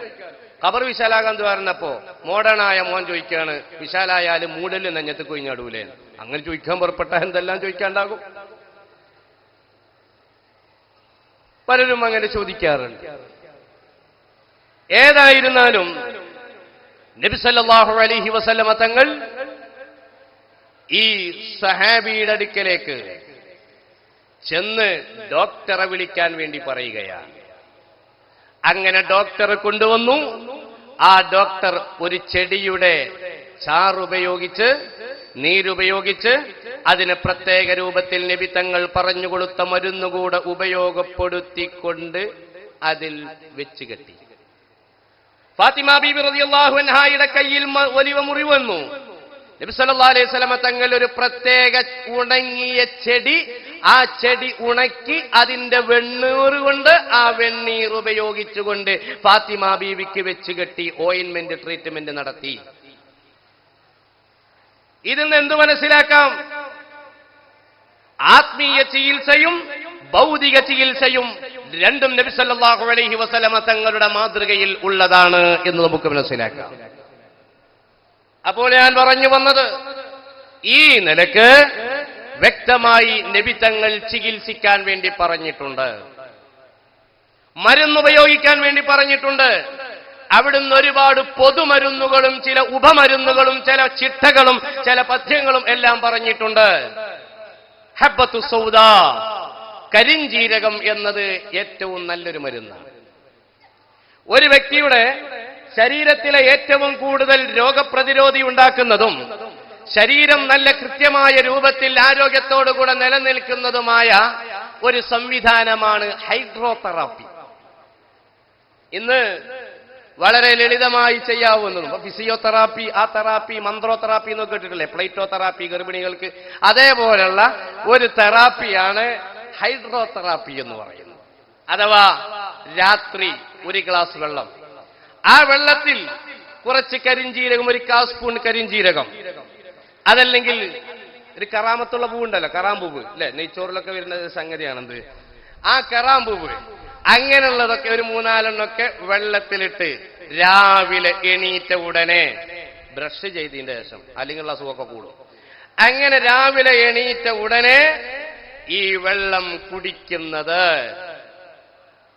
തലച്ചോറിന്റെ പ്രവർത്തനത്തെ, കിഡ്നിയുടെ പ്രവർത്തനത്തെ, ആമാശയത്തിന്റെ പ്രവർത്തനത്തെ നല്ല കുറ്റമറ്റതായ രൂപത്തിലാക്കിയെടുക്കാൻ ഏറ്റവും നല്ലതാണ്.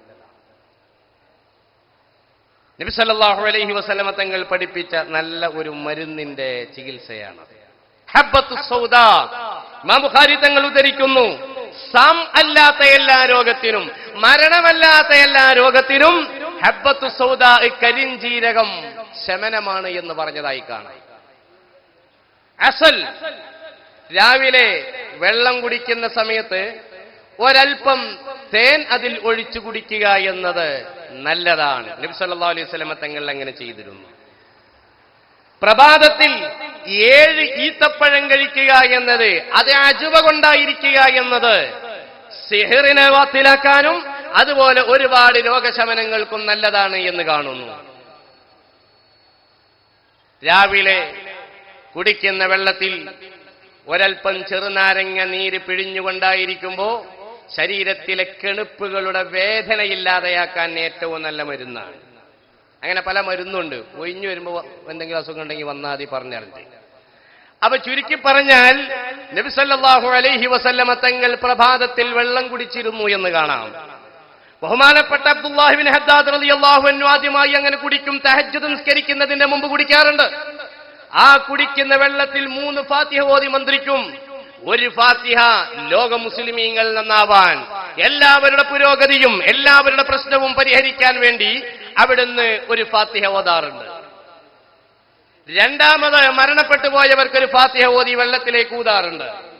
മൂന്നാമത് സ്വന്തത്തിന്റെ ദുന്യവിയും മുഹറവിയായ വിഷയം ലക്ഷ്യം വെച്ചുകൊണ്ട് ഊതാറുണ്ട്. അവ ചുരുക്കത്തിൽ ഇങ്ങനെ ഹൈഡ്രോതെറാപ്പി ചെയ്യുന്നവർ എല്ലാവരും ചെയ്യേണ്ടതാണ്. അങ്ങനെ ചെയ്യുന്നവർ പ്രഭാതത്തിൽ ആ വെള്ളം കുടിക്കുന്നതിന്റെ മുമ്പ് അതിലേക്കൊരു 3 ഫാത്തിഹ ഓതി ഊതുന്നത് ആത്മീയവും ശാരീരികവുമായ വിഷയങ്ങൾക്ക് പരിഹാരമാണ്. കാരണം സൂറത്തുൽ ഫാത്തിഹയുടെ 44 നാമങ്ങളിൽ പ്രധാനപ്പെട്ട നാമം സൂറത്തു ശിഫ, ശിഫയുടെ സൂറത്ത് എന്നാണ്. ശിഫയുടെ സൂറത്ത് എന്നാണ്. ഫാത്തിഹ സൂറത്ത് ശിഫയാണ്, രോഗങ്ങൾക്ക് ശിഫയാണ്. സഹാബത്ത് മന്ത്രിച്ചു കൊടുത്തത് ഇമാം ബുഖാരി ഉദ്ധരിച്ചിട്ടുണ്ട്. ബാബു അഖ്ദിൽ ഉജ്റതി അലർ റുഖാ, മന്ത്രിച്ചൂതി പ്രതിഫലം വാങ്ങുന്ന അധ്യായം എന്നൊരു അധ്യായം തന്നെയുണ്ട്. ആ അധ്യായത്തിൽ മുഹദ്ദിസുകൾ ഈ ഹദീസ് രേഖപ്പെടുത്തിയതായി കാണാം. 30 ആടാണ്. ഒരാടിന് 5000 വെച്ച് നോക്കി നിങ്ങൾ. 1.5 ലക്ഷം റുപ്യ ഒരു മന്ത്രത്തിന്. പുതിയ 10ന്റെ നോട്ടല്ല. നേരെ മറിച്ച് നിങ്ങൾ ആലോചിച്ച് നോക്ക്. മൂല്യം കാണുന്നതിനനുസരിച്ചാണ് വിഷയങ്ങൾക്കും മൂല്യമുണ്ടാവുക. പ്രിയപ്പെട്ട സഹോദരന്മാരെ, ഞാൻ പറഞ്ഞു വന്നത് ഇങ്ങനെ രാവിലെ ഒരു ഹൈഡ്രോതെറാപ്പി ചെയ്യുക എന്നത് സുന്നത്തുമാണ്, നല്ല ചികിത്സയാണ്. നബി സല്ലല്ലാഹു അലൈഹി വസല്ലം തങ്ങൾ പറഞ്ഞ ഒന്നാണ് ഈ സംഭവം. ഹബ്ബത്തു സൗദ, കരിഞ്ജീരകം. നബി തങ്ങൾ പറഞ്ഞ മറ്റൊരു മരുന്നാണ് മുരിങ്ങ എന്ന് പറയുന്നത്. അന്തസാരം, ബഹിർസാരം, നിസ്സാരം എന്ന് തുടങ്ങി 4 വിധം മരങ്ങളാണുള്ളത്. ബാഹ്യസാരം, അന്തസാരം, അതുപോലെ തന്നെ നിസ്സാരം തുടങ്ങിയിട്ടുള്ള പേരുണ്ട്. ഇപ്പോ തേക്ക് അന്തസാരത്തിൽപ്പെട്ട മരമാണ്.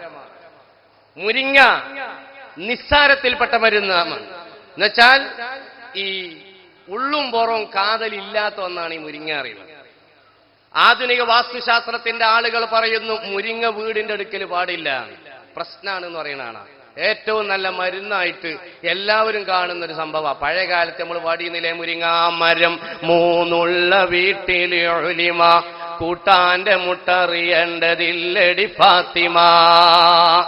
പഴയ കാലത്ത് ഒരുപാട് പാട്ടുകൾ പഠിച്ചിരുന്നില്ലേ? അതിൽപ്പെട്ട ഒന്നാണ് അതൊക്കെ അല്ലെ. മുതഅല്ലിമീങ്ങൾ പുല്ലിലും കോമാങ്ങ, ചെത്തിക്കൊടുക്കലും കൂലിയുണ്ടും മാമാ, ഇൻഷാ റബ്ബി ഖബല വഖ്തിന്നുച്ച, പോണം ഹബീബേ നാട്ടിൽ വ്യാഴാഴ്ച, വെള്ളിം കഴിഞ്ഞ് ഞായറോടെ മടങ്ങണം, അല്ലാതെ വന്നാൽ തല്ല് 2 കൊള്ളണം എന്ന് പറഞ്ഞിട്ട് ഇങ്ങനെ പഴയ കാലത്ത് പഠിച്ചിരുന്നു അല്ലെ. എപ്പോഴാണ് അതൊക്കെ എടുത്തുപോയില്ലേ? ഏതായിരുന്നാലും മുരിങ്ങ എന്നത് നല്ല ഒരു ഔഷധ സസ്യമാണ്, വീര്യം ഉഷ്ണമാണ്. മഹാനായ ഇദ്രീസ് നബി അലൈഹിസ്സലാം ഒരിക്കൽ ഇങ്ങനെ പോവുക. അങ്ങനെ ഇദ്രീസ് നബി അലൈഹിസ്സലാം ഇങ്ങനെ പോകുന്ന സമയത്ത് ബാക്കിൽ നിന്നൊരു വിളി, ഇദ്രീസ് നബിയെ. ഹോ, എന്ത്? ഞാൻ ആരാണെന്നറിയോ? ചെടിയുടെ ചോദ്യമാണ്. അങ്ങനെയാ നബി തങ്ങൾക്ക് കല്ലുകൾ സലാം പറഞ്ഞ സഹീഹ് മുസ്ലിമിലില്ലേ, ഇന്നീ ലഅരിഫു ഹജറൻ യുസല്ലിമു അലയ്യ ഖബല അൻ ഉബഅസ. പ്രവാചകത്വം ലഭിക്കുന്നതിന്റെ മുമ്പ് കല്ലുകൾ സലാം പറഞ്ഞിരുന്നില്ലേ?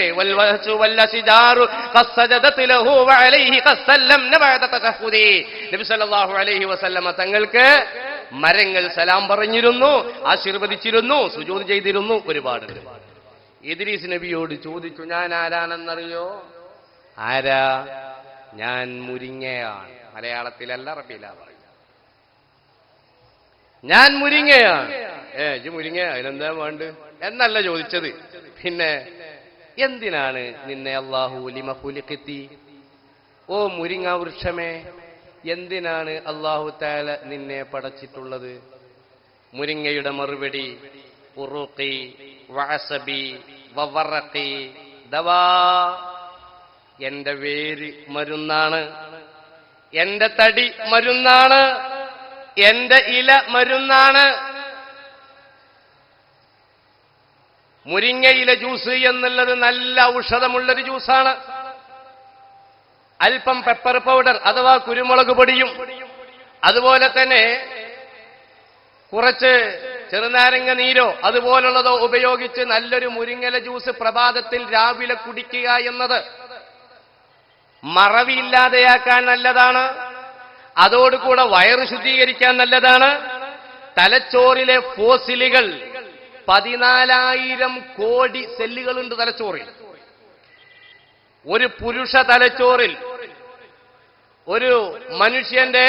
ഒരു പുരുഷന്റെ തലച്ചോറിൽ ഫിസിക്കലായി ചിന്തിക്കുമ്പോൾ 14,000 കോടി സെല്ലുകൾ പ്രവർത്തിക്കുന്നുണ്ട്.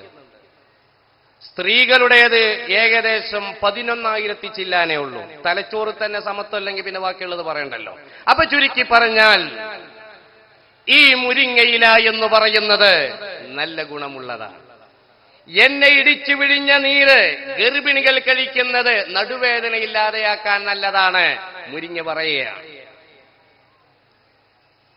എന്റെ വേര് തിളപ്പിച്ച് കുടിക്കുന്നത്, എന്റെ തൊലി കുടിക്കുന്നത് അത് വയറ് ശുദ്ധിയാക്കാൻ നല്ലതാണ്.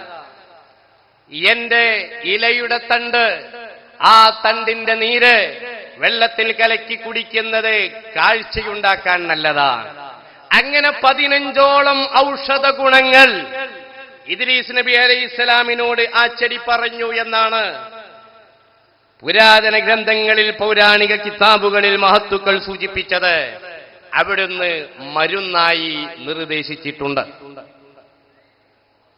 ബസൽ, ഉള്ളി എന്ന് പറയുന്നത്, ഉള്ളി തിന്നവരാരും പള്ളിയിലേക്ക് വരണ്ട എന്ന് പറഞ്ഞതായി കാണാം. അഥവാ ഉള്ളി തിന്ന ഘട്ടത്തിൽ വായ വൃത്തിയാക്കി പിന്നെ വരണമെന്നാണ്. അതല്ലാതെ ജമാഅത്തിന്റെ ഉദറുകളെ കൂട്ടത്തിൽ പെട്ടതല്ല ഉള്ളി എന്നുള്ളത്.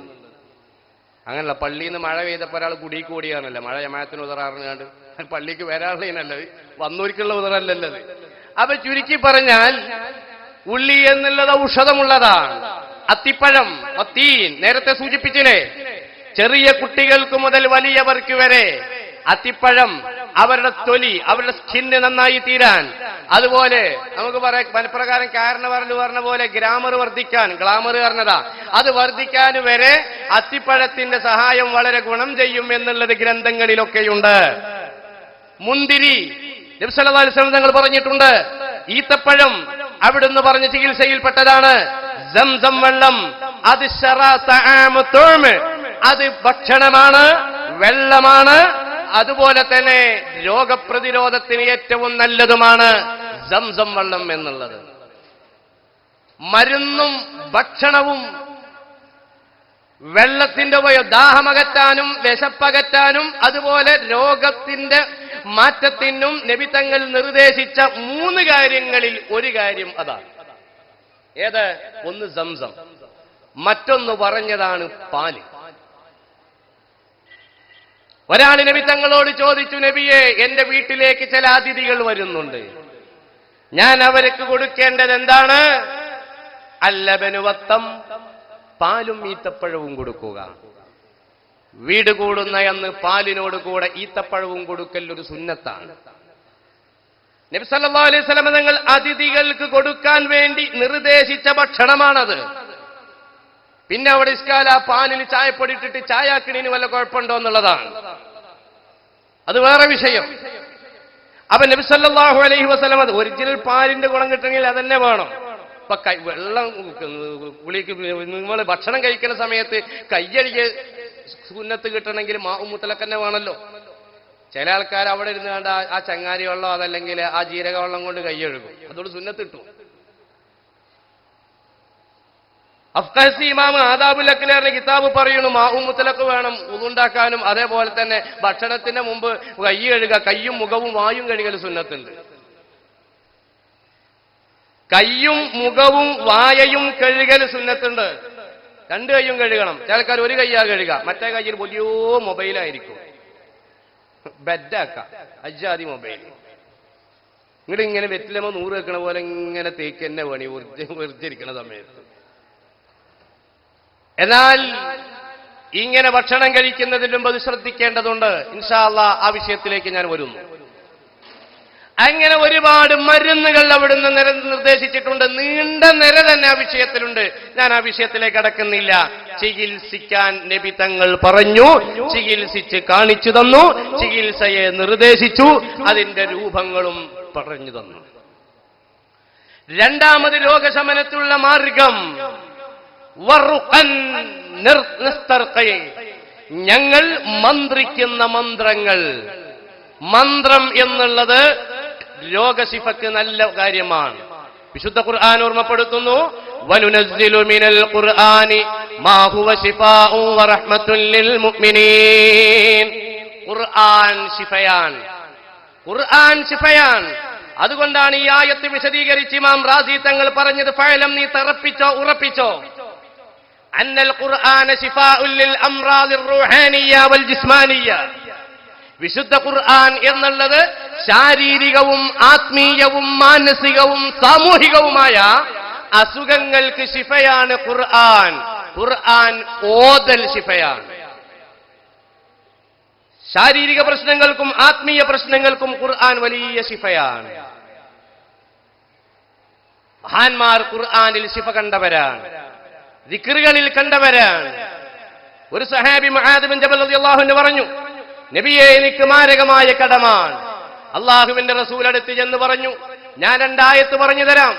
മല പോലെ, മലയുടെ അത്ര മറ്റൊരാൾക്ക് സ്വർണം കടം കൊടുക്കാനുണ്ടെങ്കിലും അദ്ദല്ലാഹു അൻക, അല്ലാഹു തആല വീട്ടാമെന്നേറ്റിട്ടുണ്ട്. മുആദ് ബിൻ ജബൽ റളിയല്ലാഹു അൻഹുവിനോട് പറഞ്ഞപ്പോ മുആദ് ബിൻ ജബൽ റളിയല്ലാഹു അൻഹു ചോദിച്ചു, നബിയെ, ഏതാണ് ആയത്ത്? അവിടുന്ന് പറഞ്ഞു കൊടുത്തതാണ്, ഖുലില്ലാഹുമ്മ മാലിക്കൽ മുൽക്കി തൂതിൽ മുൽക മൻ തശാഉ വതൻസിഉൽ മുൽക മിമ്മൻ തശാഉ വതുഇസ്സു മൻ തശാഉ വതുദില്ലു മൻ തശാ എന്ന് തുടങ്ങുന്ന ആയത്ത്. മറ്റൊരു സഹാബി വന്നിട്ട് പറഞ്ഞു, നബിയെ, വലിയ ഉരാ കുടുക്കിൽ കുടുങ്ങിയിരിക്കുകയാണ്, ഞാൻ എന്ത് ചെയ്യണം?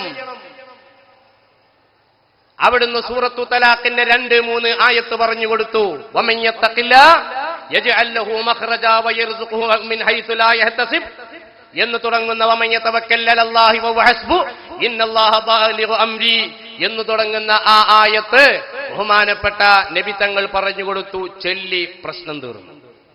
വിശ്വാസത്തോടെ ചെല്ലണമെന്ന് മാത്രം. ഇന്നാള് ഓതിയൊന്നും ഇങ്ങോട്ട് കിട്ടിയിട്ടില്ല, ഇനി ഓതിയൊക്കെ കിട്ടുകയാണെങ്കിൽ കിട്ടട്ടെ. അങ്ങനെയല്ല ഓതണ്ടല്ലോ. ഏത് വിഷയവും ചോദിക്കുമ്പോൾ ചോദിക്കണം, അള്ളാഹു ചെയ്യും. എത്രയോ സംഭവങ്ങൾ അതിലില്ലേ പ്രിയപ്പെട്ടവരെ? ബഹുമാനപ്പെട്ട ഔഫ് ബിൻ മാലിക് അൽ-അശ്ജഈ റളിയല്ലാഹു അൻഹു പ്രായമുള്ളൊരു സഹാബിയാണ്. നബി സല്ലല്ലാഹു അലൈഹി വസല്ലം തങ്ങളുടെ അടുക്കലേക്ക് വന്നു. പ്രായാധിക്യത്താൽ രോഗിയായ പ്രിയപ്പെട്ടവരും ഭാര്യയും കഷ്ടപ്പാടോടുകൂടെ ജീവിക്കുമ്പോൾ മുത്തുനബിയോട് പറഞ്ഞു, നബിയെ, ഞാൻ വളരെ പ്രശ്നത്തിലാണ്, സാമ്പത്തികമായി ഒന്നുമില്ലാത്തവരാണ്, ഇത് ജോലിക്ക് പോകാൻ കഴിയൂല. എന്റെ പ്രശ്നം ഇപ്പോൾ അതല്ല. ഞങ്ങൾക്ക് എന്തെങ്കിലും വല്ലപ്പോഴും കൊണ്ടുവന്നിരുന്ന ഞങ്ങളുടെ പ്രിയപ്പെട്ട കൊച്ചു മോനെ ഖുറൈശികൾ തട്ടിക്കൊണ്ടുപോയി. നബിയെ, ഞാൻ എന്ത് ചെയ്യണം?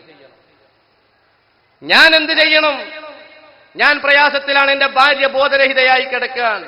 അള്ളാന്റെ റസൂല് പറഞ്ഞു, ഇത്തഖില്ലാഹ വസ്ബിർ, തഖ്വയോടുകൂടെ ജീവിക്കോ, ക്ഷമിച്ചോ. ഭാര്യയുടെ മുഖത്തൽപ്പം വെള്ളം തെളിച്ച് ഉണർന്നതിന്റെ ശേഷം ഭാര്യയോട് പറഞ്ഞേക്കുക, നിങ്ങളും ചൊല്ലുക, ലാ ഹൗല വലാ ഖുവത ഇല്ലാ ബില്ലാഹിൽ അലിയിൽ അലീം. 1000 പ്രാവശ്യം ചൊല്ലാനാ പറഞ്ഞത്. 1000 പ്രാവശ്യം. ഭാര്യയും ഭർത്താവും ഒരുമിച്ച ആയത്ത് ഓതുക. അങ്ങനെ ഓതി അങ്ങനെ കടന്നു. രാത്രി മുട്ടുകേട്ട് നോക്കുമ്പോൾ ആരാണ്? പ്രിയപ്പെട്ട മകനാണ്. ആ മകന്റെ കൂടെ 4000 ആടുകളുണ്ട്. ആടുകളെ തൊളിച്ചു വരിക. ഇതെന്താ മോനെ പരിപാടി? അവൻ പറഞ്ഞു, കുറച്ച് നേരത്തെ എന്നെ തട്ടിക്കൊണ്ടുപോയ ആളുകൾ, ഒരുപാട് ആൾക്കാരുണ്ട്, അവർക്ക് ഒരുപാട് ആടുകളുണ്ട്, ഓരോ കാണാൻ കണ്ടു, പെട്ടെന്ന് വീഴണു. എല്ലാവരും വീണപ്പോ ഞാനിട് പോന്നു.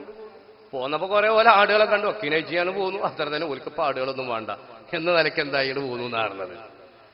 അപ്പൊ പറഞ്ഞു, മോനെ, ആരാന്റെ ആടല്ലേ, ആരാന്റെ ആട് വീരാൻ അനുവദിക്കപ്പെടണമെങ്കിൽ ഉടമസ്ഥന്റെ സമ്മതം വേണ്ടേ, എന്താ കാട്ടുക? നബിനോട് ചോദിക്കണം എന്ന് പറഞ്ഞു. നബി സല്ലല്ലാഹു അലൈഹി വസല്ലം തങ്ങളോട് പറഞ്ഞു, അത് ആ ധിക്കാരികൾ നിങ്ങളെ ആക്രമിക്കാനും നിങ്ങളുടെ മോനെ ആക്രമിക്കാനും വേണ്ടി ഉപയോഗപ്പെടുത്താനുള്ളവരുടെ സമ്പാദ്യമല്ലേ, അത് നിങ്ങൾക്ക് അനുവദനീയമാണ്, എടുത്തോ. വലിയ പണക്കാരനായി. ഒരു രാത്രി കൊണ്ട് 1000 ലാഹവിലേട്ടും 1000 ലാഹവില എല്ലി ഒറ്റ രാത്രി കൊണ്ട് മകനെ കിട്ടും ചെയ്തു. ദാരിദ്ര്യ 2 പ്രശ്നം പറഞ്ഞു, 2നും പരിഹാരമാണ്. ഖുർആൻ ഓതൽ ശിഫയാണ്. ഖുർആൻ ഓതി ഊതൽ ശിഫയാണ്. നബി സല്ലല്ലാഹു അലൈഹി വസല്ലം തങ്ങൾ പറയുന്നു, ഉറങ്ങുന്നതിന്റെ മുബായത്തിൽ കുർസി ഓതി, അങ്ങനെ ഓതി കയ്യിലേക്ക് തടവി ശരീരത്തിൽ മുഴുവനും തടവിയാൽ ശൈത്താൻ ബാധിക്കൂല എന്നാണ്. പിശാച് ഞരമ്പിന്റെ ഉള്ളിൽ കൂടെ പോണ സാധനല്ലേ. പിശാച് പോകാൻ വേണ്ടിയിട്ട് പിശാച് നിവാരണ യന്ത്രം എന്ന് പറഞ്ഞിട്ട് വല്ല തൈലുണ്ടോ ശൈത്താൻ പോകാൻ വേണ്ടിയിട്ട്? ഇല്ലല്ലോ. അതിനുള്ള സംഭവം ഏതാ? ആയത്തുൽ കുർസി. അതും എങ്ങനെ? ആയത്തുൽ കുർസി ഓതിയ നാവിലൂടെ വന്ന കാറ്റ്, ആ കാറ്റ് തട്ടിയ കയ്യ്, ആ കയ്യ് തട്ടിയ ഭാഗം. അപ്പൊ അതിന്റെ ഒരു വീര്യം നോക്കൂ നിങ്ങൾ. വൈറസുകളെക്കാൾ ഏറ്റവും വലിയ വൈറസ് അല്ലേ ശൈത്താന്? മിനൽ ഖുബുസി വൽ ഖബായിസി എന്നുള്ളതിന് അബ്ദുസലാം സുലമി അർത്ഥം വെച്ചത് എന്താ? വൈറസുകൾ എന്നാണ്. പിന്നെ പറഞ്ഞതാണ് ആൺകൊതു പെൺകൊതു എന്നാണ്. ശരിക്കും ആൺകൊതുവിനെ തൊട്ട് കാവലി വയ്ക്കേണ്ട ആവശ്യമില്ല, കുത്തല് പെൺകൊതുവാണ് എന്നാണ്. ആൺകൊതു കുത്തൂല. കുറെ ആൾക്കാർക്ക് പരിയും തന്നെ അറിയാലോ. അപ്പൊ ചുരുക്കി പറഞ്ഞാൽ പ്രിയപ്പെട്ട സഹോദരന്മാരെ, ഇങ്ങനെ വൈറസുകൾ, അതിനേക്കാൾ വലിയ വൈറസുകളാണ്. വൈറസുകൾക്ക് പോലും സഞ്ചരിക്കാൻ കഴിയാത്ത മേഖലയിലൂടെ സഞ്ചരിക്കുന്ന പിശാചുക്കളെ പ്രതിരോധിക്കാൻ ആയത്തുൽ കുർസി ഓതിയ നാവിലൂടെ വന്ന കാറ്റ് തട്ടിയ കരങ്ങൾ സ്പർശിച്ച ഭാഗങ്ങൾ അതിന് കഴിയുമെങ്കിൽ ഹബീബായ നബി സല്ലല്ലാഹു അലൈഹി വസല്ലമ തങ്ങൾ അവിടുന്ന് പഠിപ്പിച്ച വല്ലാത്തൊരു പ്രതിരോധമല്ലേ അത്? ഖുർആൻ എഴുതിക്കെട്ടൽ ശിഫയാണ്. നബി തങ്ങളുടെ അടുക്കലേക്ക് ഒരാൾ വന്ന് പറഞ്ഞു, ഞങ്ങളുടെ നേതാവിന് മാരകമായ തലവേദന കൊല്ലങ്ങളായി മാറുന്നില്ല, എന്ത് ചെയ്യണം? ഉമർ ഇബ്നു ഖത്താബ് റളിയല്ലാഹു അൻഹു ചെയ്തത് എന്താണ്? ഒരു കടലാസിൽ ബിസ്മി എഴുതി ചുറ്റിയിട്ട് തലപ്പാവിന്റെ ഉള്ളിൽ വെക്കാൻ വേണ്ടി പറഞ്ഞു. വെച്ചു, അത് മാറി. എങ്ങനെയാ? അങ്ങനെയാ. അത്ര അതിനെപ്പറ്റി പറയാൻ പറ്റും. അത് ആത്മീയ ചികിത്സയുടെ പ്രത്യേകതയാണ്. ശിഫ എങ്ങനെയാണെന്നറിയില്ല. നബി സല്ലല്ലാഹു അലൈഹി വസല്ലമ തങ്ങൾക്ക് 4 പ്രാവശ്യം നെഞ്ചു കീറിയിട്ടുണ്ട്. 3-ാമത്തെ വയസ്സിൽ, 10-ാമത്തെ വയസ്സിൽ, 39-ാമത്തെ വയസ്സിൽ, 51-ാമത്തെ വയസ്സിൽ. ഇങ്ങനെ 4 പ്രാവശ്യം നബി തങ്ങളുടെ നെഞ്ചു കീറിയപ്പോ ഈ 4 പ്രാവശ്യവും കൂടിയത് എങ്ങനെയാണ്? സ്രാവിന്റെ വാലിന്റെ നൂലെടുത്തുള്ള ഈ സർജിക്കൽ സിൽക്ക് കൊണ്ടാ, നൂല് കൊണ്ടാണോ? ഇപ്പൊ വേറെയും ഒരുപാട് സംവിധാനങ്ങളുണ്ട്. അങ്ങനെയാണോ? അല്ല. സംസം വെള്ളം മഹാനരായ ജിബ്രീൽ അലൈഹിസ്സലാം തടവിക്കൊടുത്തു. ഹൃദയം പുറത്തേക്ക് എടുത്ത് പൊളിച്ചില്ലേ? ഇന്ന് പൊളിക്കലില്ലല്ലോ ഹൃദയം. അതിന്റെ പുറത്തുള്ള അത് പിന്നെ രക്തക്കുഴല് അതിന് കട്ട് ചെയ്തിട്ട് ബൈപ്പാസ് കൊടുക്കലാണല്ലോ, രാമനാട്ടിലെ ബൈപ്പാസ് കാരണ പോലെ നേരെ എങ്ങനെ കൊടുക്കലാണല്ലോ. അതിന് 2 ഞരമ്പ് 2 കാലും അള്ളാഹു സംവിധാനിച്ചിട്ടുണ്ട് ഇതിന്റെ ഉള്ളില്. ആ ഞരമ്പ് എങ്ങോട്ടും പോണില്ല. ഒരു ഞരമ്പ് ഇങ്ങനെ നീട്ടി വെച്ചിക്ക 2 കാലിന്റെ ഇവിടുന്നാണല്ലോ ബൈപ്പാസിനുള്ള ഞരമ്പ് എടുക്കല്. അതൊരു ആവശ്യമല്ല. ആവശ്യം എപ്പോഴാണ്? അത് ഈ ബൈപ്പാസ് സർജറിക്ക് ആവശ്യം നേരിടുന്ന സമയത്ത് അല്ലാഹു തആല അതിനുള്ള ഞരമ്പ് അവിടെ സംവിധാനിച്ചിട്ടുണ്ട്. സ്റ്റെപ്പിനി അവിടെ ഉണ്ട്. അതിനു വേണ്ടിയാണ് അത് സംവിധാനിച്ചിട്ടുള്ളത്. അപ്പൊ നബി സല്ലല്ലാഹു അലൈഹി വസല്ലമ തങ്ങൾ ആ വിഷയം വിശദീകരിച്ചിട്ടുണ്ട്. ഖുർആൻ എഴുതിക്കെട്ടൽ ശിഫയാണ്. അബ്ദുല്ലാഹ് ബിൻ അംർ തങ്ങളുടെ സംഭവം ഇമാം ബുഖാരി ഖൽഖു അഫ്ആലിൽ ഇബാദി എന്ന അവിടുത്തെ ഗ്രന്ഥത്തിൽ 132-ാമത്തെ പേജിൽ വിശദീകരിച്ചതായി കാണാം. ഖുർആൻ പ്ലേറ്റ് എഴുതൽ, പിഞ്ഞാണം എഴുതി കുടിക്കൽ ശിഫയാണ്. നബി തങ്ങളുടെ പുന്നാര മരുമകൻ അലി ബിൻ അബി താലിബ് തങ്ങളുടെയും ബഹുമാനപ്പെട്ട സയ്യിദുനാ അബ്ദുല്ലാഹ് ബിൻ അബ്ബാസ് തങ്ങളുടെയും പ്രധാനപ്പെട്ട ഒരു ജോലി രാവിലെ ആളുകൾക്ക് പിഞ്ഞാണം എഴുതി കൊടുക്കലാണ്. പ്ലേറ്റോളജി ഉണ്ടോ എന്ന് ചോദിക്കലുണ്ട്. ഉണ്ട്. ഇസ്ലാമിൽ നൂലോളജി ഉണ്ടോ? ഉണ്ട്. നൂലോളജി അന്ന് യാക്കൂബ് നബിക്ക് യൂസുഫ് നബി കൊടുത്തയച്ചതല്ലേ. കണ്ണിന്റെ കാഴ്ച ടെമ്പററിയായി മറഞ്ഞ സമയം ആ കാഴ്ച തിരിച്ചു കിട്ടാൻ എന്താ ചെയ്തത്? അരവിന്ദ്ക്ക് കൊടുക്കേ റെഫർ ചെയ്തത് അല്ലല്ലോ. ബഹുമാനപ്പെട്ട യൂസുഫ് നബി അലൈഹി ഇസ്ലാം പറഞ്ഞതാ, ഇദ്ഹബൂ കമീസി ഹാദാ, ഈ കുപ്പായം കൊണ്ട് നിങ്ങൾ വയ്ക്കോളി എന്നാണ്. അതിൽ എത്ര നൂലുണ്ടാവും? പിന്നെ നൂലുമ്മ സിർക്ക് എന്ന് പറയുന്നത് ഒരു ഷർട്ടിൽ എത്ര നൂലുണ്ടാവും? അജ്മീറിൽ നിന്നൊക്കെ കറാമത്ത് പാർസലായിട്ട്, അവിടുത്തെ തബറുക്ക് പാർസലായിട്ട് വന്നാൽ ചിലപ്പോൾ പലപ്പോഴും അതിനെ പരിഹസിക്കാറുണ്ട്. ഇതൊരുപാട് ദൂരത്തേക്കല്ല യൂസുഫ് നബി കൊടുത്തയച്ചത്. ഇങ്ങോട്ടോ കാഴ്ച തിരിച്ചു കിട്ടുമെന്നാ പറഞ്ഞത്. ഇൻഷാ അള്ളയും കൂടിയും പറയണില്ല. കാരണം യൂസുഫ് നബിക്ക് അറിയാം എന്റെ പവർ. ആ കുപ്പായ ഏതേന്നു? യാക്കൂബ് നബി എന്നെ കൊടുത്തതാ. യാക്കൂബ് നബി അലൈഹി സ്വലാം യൂസുഫ് നബി അലൈഹി സ്വലാമിനെ കഴുത്തിൽ കെട്ടിക്കൊടുത്തിരുന്ന കുപ്പായാണ്, പ്രത്യേകം അറണ്ടാക്കിയിട്ട്. അതേതായിരുന്നു? യാക്കൂബ് നബി അലൈഹിസ്സലാമിന് കിട്ടിയത് അവിടുത്തെ പ്രിയപ്പെട്ട പിതാവ് ഇസ്ഹാഖ് നബി അലൈഹിസ്സലാമിൽ നിന്നാണ്. അവിടുത്തേക്ക് കിട്ടിയത് ഖലീലുല്ലാഹി ഇബ്രാഹിം നബി അലൈഹിസ്സലാം എന്നാണ്. എന്നാ ഇബ്രാഹിം നബി ഇസ്ഹാഖ് നബിക്ക് കൊടുക്കുമ്പോൾ ഇതിന് സനദുണ്ടോ എന്നൊന്നും ചോദിച്ചിട്ടില്ല. ഏതായിരുന്നാലും അങ്ങനെ ബഹുമാനപ്പെട്ട ഇബ്രാഹിം നബി അലൈഹിസ്സലാമിന് കിട്ടിയത് എങ്ങനെയാണ്? തീയിൽ അകപ്പെട്ട സമയം ജിബ്രീൽ അലൈഹിസ്സലാം കൊണ്ടുവന്നു കൊടുത്ത കുപ്പായ, ആ ഷർട്ടാണ് അങ്ങനെ കൈമാറി യൂസുഫ് നബി അലൈഹിസ്സലാമിന് കിട്ടിയത്. പിന്നെ താലൂത്ത് ജാലൂത്ത് തമ്മിലുള്ള യുദ്ധം ഉണ്ടാകുമ്പോൾ ആ പെട്ടിയിലാണ് പിന്നെ ആ കുപ്പായം കാണുന്നത്. കുറെ കൊല്ലം കഴിഞ്ഞിട്ട് ആ പെട്ടിയിൽ 10 കാര്യം ഉണ്ടായിരുന്നു. അതിലുണ്ടായത് ഏതാണ്? ആ എഴുത്തിലൊക്കുമ്പോൾ താബൂത്തു എന്നാണല്ലോ. യാഹു തങ്ങൾ നിർച്ചക്ക് പെട്ടി വരവില്ലേ? അതേപോലെ എന്താണ്, നിങ്ങൾക്ക് മനസ്സമാധാനത്തിന് ഏറ്റവും നല്ലത് പെട്ടി വരവാന്നാ പറഞ്ഞത്, ആത്മീയമായ വരവ്. ആ പെട്ടിയിലുള്ളത് എന്താണ്? മൂസാ നബിന്റെ വടിയും അതുപോലെ ആ യൂസുഫ് നബി അലൈഹി ഇസ്ലാം കൊടുത്ത കുപ്പായം അതുപോലെ ഉള്ള അമ്പിയാക്കളുടെ ആസാറുകളായിരുന്നു എന്ന് കാണാം. അപ്പൊ ഒരു വലിയൊരു വടിയൊക്കെ കൊള്ളണമെങ്കിൽ അത്യാവശ്യം വലിയ പെട്ടിയാകണമല്ലോ. അതുകൊണ്ടാണ് പഴയ കാലത്തുള്ള ആളുകളൊക്കെ ഇങ്ങനെ മഹാന്മാരെ ഓർമ്മിക്കാൻ ഇതുപോലുള്ളത് ഉപയോഗപ്പെടുത്തിയിരുന്നത്. ഞാൻ അതിലേക്ക് കടക്കുന്നില്ല. പറഞ്ഞു വന്നത് ശിഫയാ. അങ്ങനെ ആത്മീയമായ ശിഫകൾ പലതിനും നൽകിയിട്ടുണ്ട്, ദിക്റുകൾ നൽകിയിട്ടുണ്ട്, ദുആകൾ മുത്തുനബി പഠിപ്പിച്ചിട്ടുണ്ട്. മഹാനരായ കഅബ് റളിയല്ലാഹു അൻഹു പറയുന്നു, ഇമാം മാലിക് റളിയല്ലാഹു അൻഹു അവിടുന്ന് മുഅത്ത എന്ന ഗ്രന്ഥത്തിൽ രേഖപ്പെടുത്തുന്നു. ബഹുമാനപ്പെട്ട മാലിക് റളിയല്ലാഹു അൻഹുവിൻ ഉദ്ധരിക്കുകയാണ്.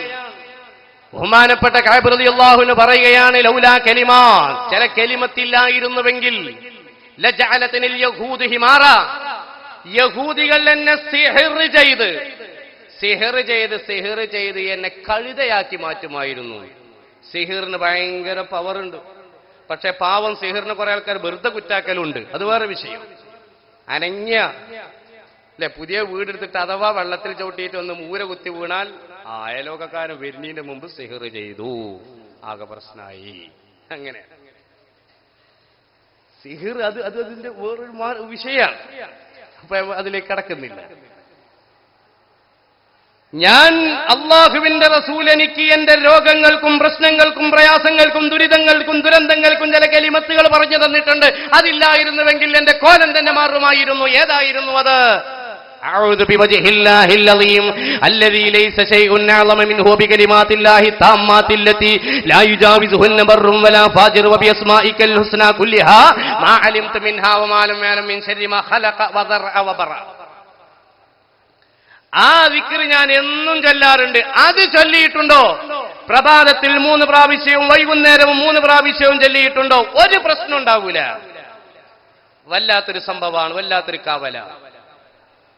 ബഹുമാനപ്പെട്ട അബൂ സഈദ് അൽ ഖുദരി നബി തങ്ങളുടെ അടുക്കൽ വന്നപ്പോ മെലിഞ്ഞ ബഹുമാനപ്പെട്ട അബൂ സഈദ് തങ്ങൾ കൈ നോക്കുമ്പോ ഇങ്ങനെ തടിച്ചു പോയിട്ടുണ്ട്.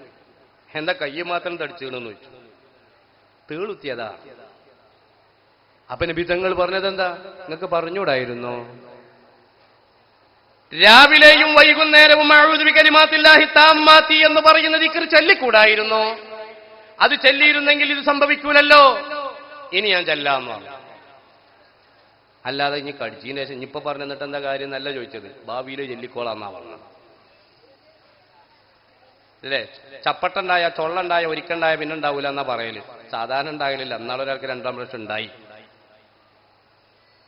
അപ്പൊ ഒരിക്കലുണ്ടായിന്ന് ഇത് കണ്ടായുള്ള പ്രതിരോധം ഇല്ലായിരിക്കാൻ പറ്റുമോ? പറ്റൂല. സാധ്യത ഉണ്ട്.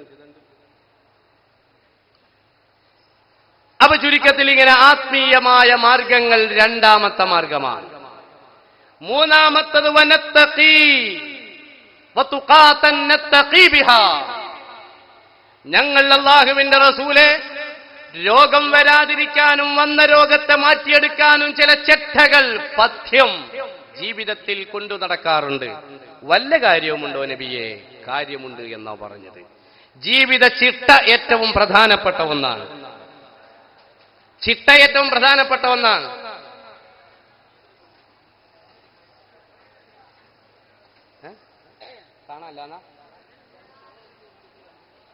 കൊടിഞ്ഞി ഇസ്ഹാഖ് അതുപോലെ സിനാൻ എന്നീ മക്കളെ ഗേറ്റിന്റെ അടുക്കൽ കാത്തു നിൽക്കുന്നു. അവിടെ എത്തപ്പെടേണ്ടതാണ് എന്ന് ഓർമ്മപ്പെടുത്തുക. അപ്പൊ ചില ചിട്ടകൾ വേണം. രാവിലെ ഉണരുന്നത് മുതൽ കിടക്കുന്നത് വരെ ചിട്ടയോടുകൂടെയായിരിക്കണം. നേരത്തെ എണീക്കണം. നബി സല്ലല്ലാഹു അലൈഹി വസല്ലമ തങ്ങൾ അവിടുന്ന് നേരത്തെ എണീക്കുമായിരുന്നു. നേരത്തെ എണീറ്റ് ബ്രഷ് ചെയ്തതിന് ശേഷം ആദ്യമായി അവിടുന്ന് ചെയ്യാറുള്ളത് ആൽ ഇംറാൻ സൂറത്തിൽ അവസാനത്തെ 10 ഓതലായിരുന്നു പതിവ്. ആരോഗ്യത്തെ ഉണ്ടാക്കിയെടുക്കുന്നതിൽ പ്രധാനപ്പെട്ട പങ്ക് ബ്രഹ്മമുഹൂർത്തത്തിൽ എണീക്കലാണ് എന്നാണ് ആയുർവേദം പറയുന്നത്. ബ്രഹ്മമുഹൂർത്തം എന്ന് പറഞ്ഞാൽ ഉണരുന്നതിന്റെ 7.5 നാഴിക മുമ്പാണ്. 1 നാഴിക എന്നാൽ 24 മിനിറ്റാണ്. 24 പരിക്കണം 7.5 = 180 മിനിറ്റാണ്. സൂര്യോദയത്തിന്റെ 180 മിനിറ്റ് എന്ന് പറഞ്ഞാൽ 3 മണിക്കൂർ മുമ്പ് എണീക്കണം എന്നതാണ്. ഫജ്ർ സാദിഖ് മുതൽ 74 മിനിറ്റ് ആകുന്നതോടുകൂടെ 76 മിനിറ്റ് ആകുന്നതോടുകൂടെ സൂര്യോദിക്കും. 19 ദറജ, ഒരു ദറജക്ക് 4 മിനിറ്റ്. 19 × 4 സമം 4 9 36. പിന്നെ അല്ലേ 76 ആണല്ലോ വരിക. 40 4 40. അപ്പൊ 40 36 76 മിനിറ്റ്. അപ്പൊ ഇപ്പോ സുബഹി ബാങ്ക് എത്രയ്ക്കാ? 5:15 അല്ലേ? 5:15 ഒരു 5:31 6:31 ഉദയം. 6:31 മുമ്പുള്ള ബ്രഹ്മമുഹൂർത്തം എന്ന് പറഞ്ഞാൽ എപ്പോഴാണ്? 3:31 ഉണരണം എന്നാണ്. സുബ്ഹാനല്ലാഹ്, ഉറങ്ങലാ നേരത്താണ്. ഗൾഫിൽ നിന്നുള്ള ഈ 2 അക്കള്ള കോളൊക്കെ അപ്പളാ വരിക. ഈ ഉണ്ടല്ലോ നമ്മളെ നെറ്റ് കോളുകള്. എന്തൊക്കെ വർത്താനം, പിന്നെന്തൊക്കെ വർത്താനം, ഈ പിന്നെന്തൊക്കെ എന്നെ ചൂല. ഈ നിരക്കുന്ന ഓല് പടിമാറ്റി വരും. ഓർക്ക് വേറെ പരിപാടിയൊന്നും ഇല്ലല്ലോ. പിന്നെന്താണ് ചെവിയിൽ ആ സംഗതി വെക്കുക, ഇങ്ങോട്ട് നാട്ടിലേക്ക് വിളിക്കുക, ഇങ്ങനെയുള്ള പരിപാടിയല്ലേ. നേരത്തെ ഭക്ഷണം കഴിക്കണം, നേരത്തെ ഉറങ്ങണം, നേരത്തെ ഉണരണം. ഇതാണ് ചിട്ട എന്ന് പറയുന്നത്.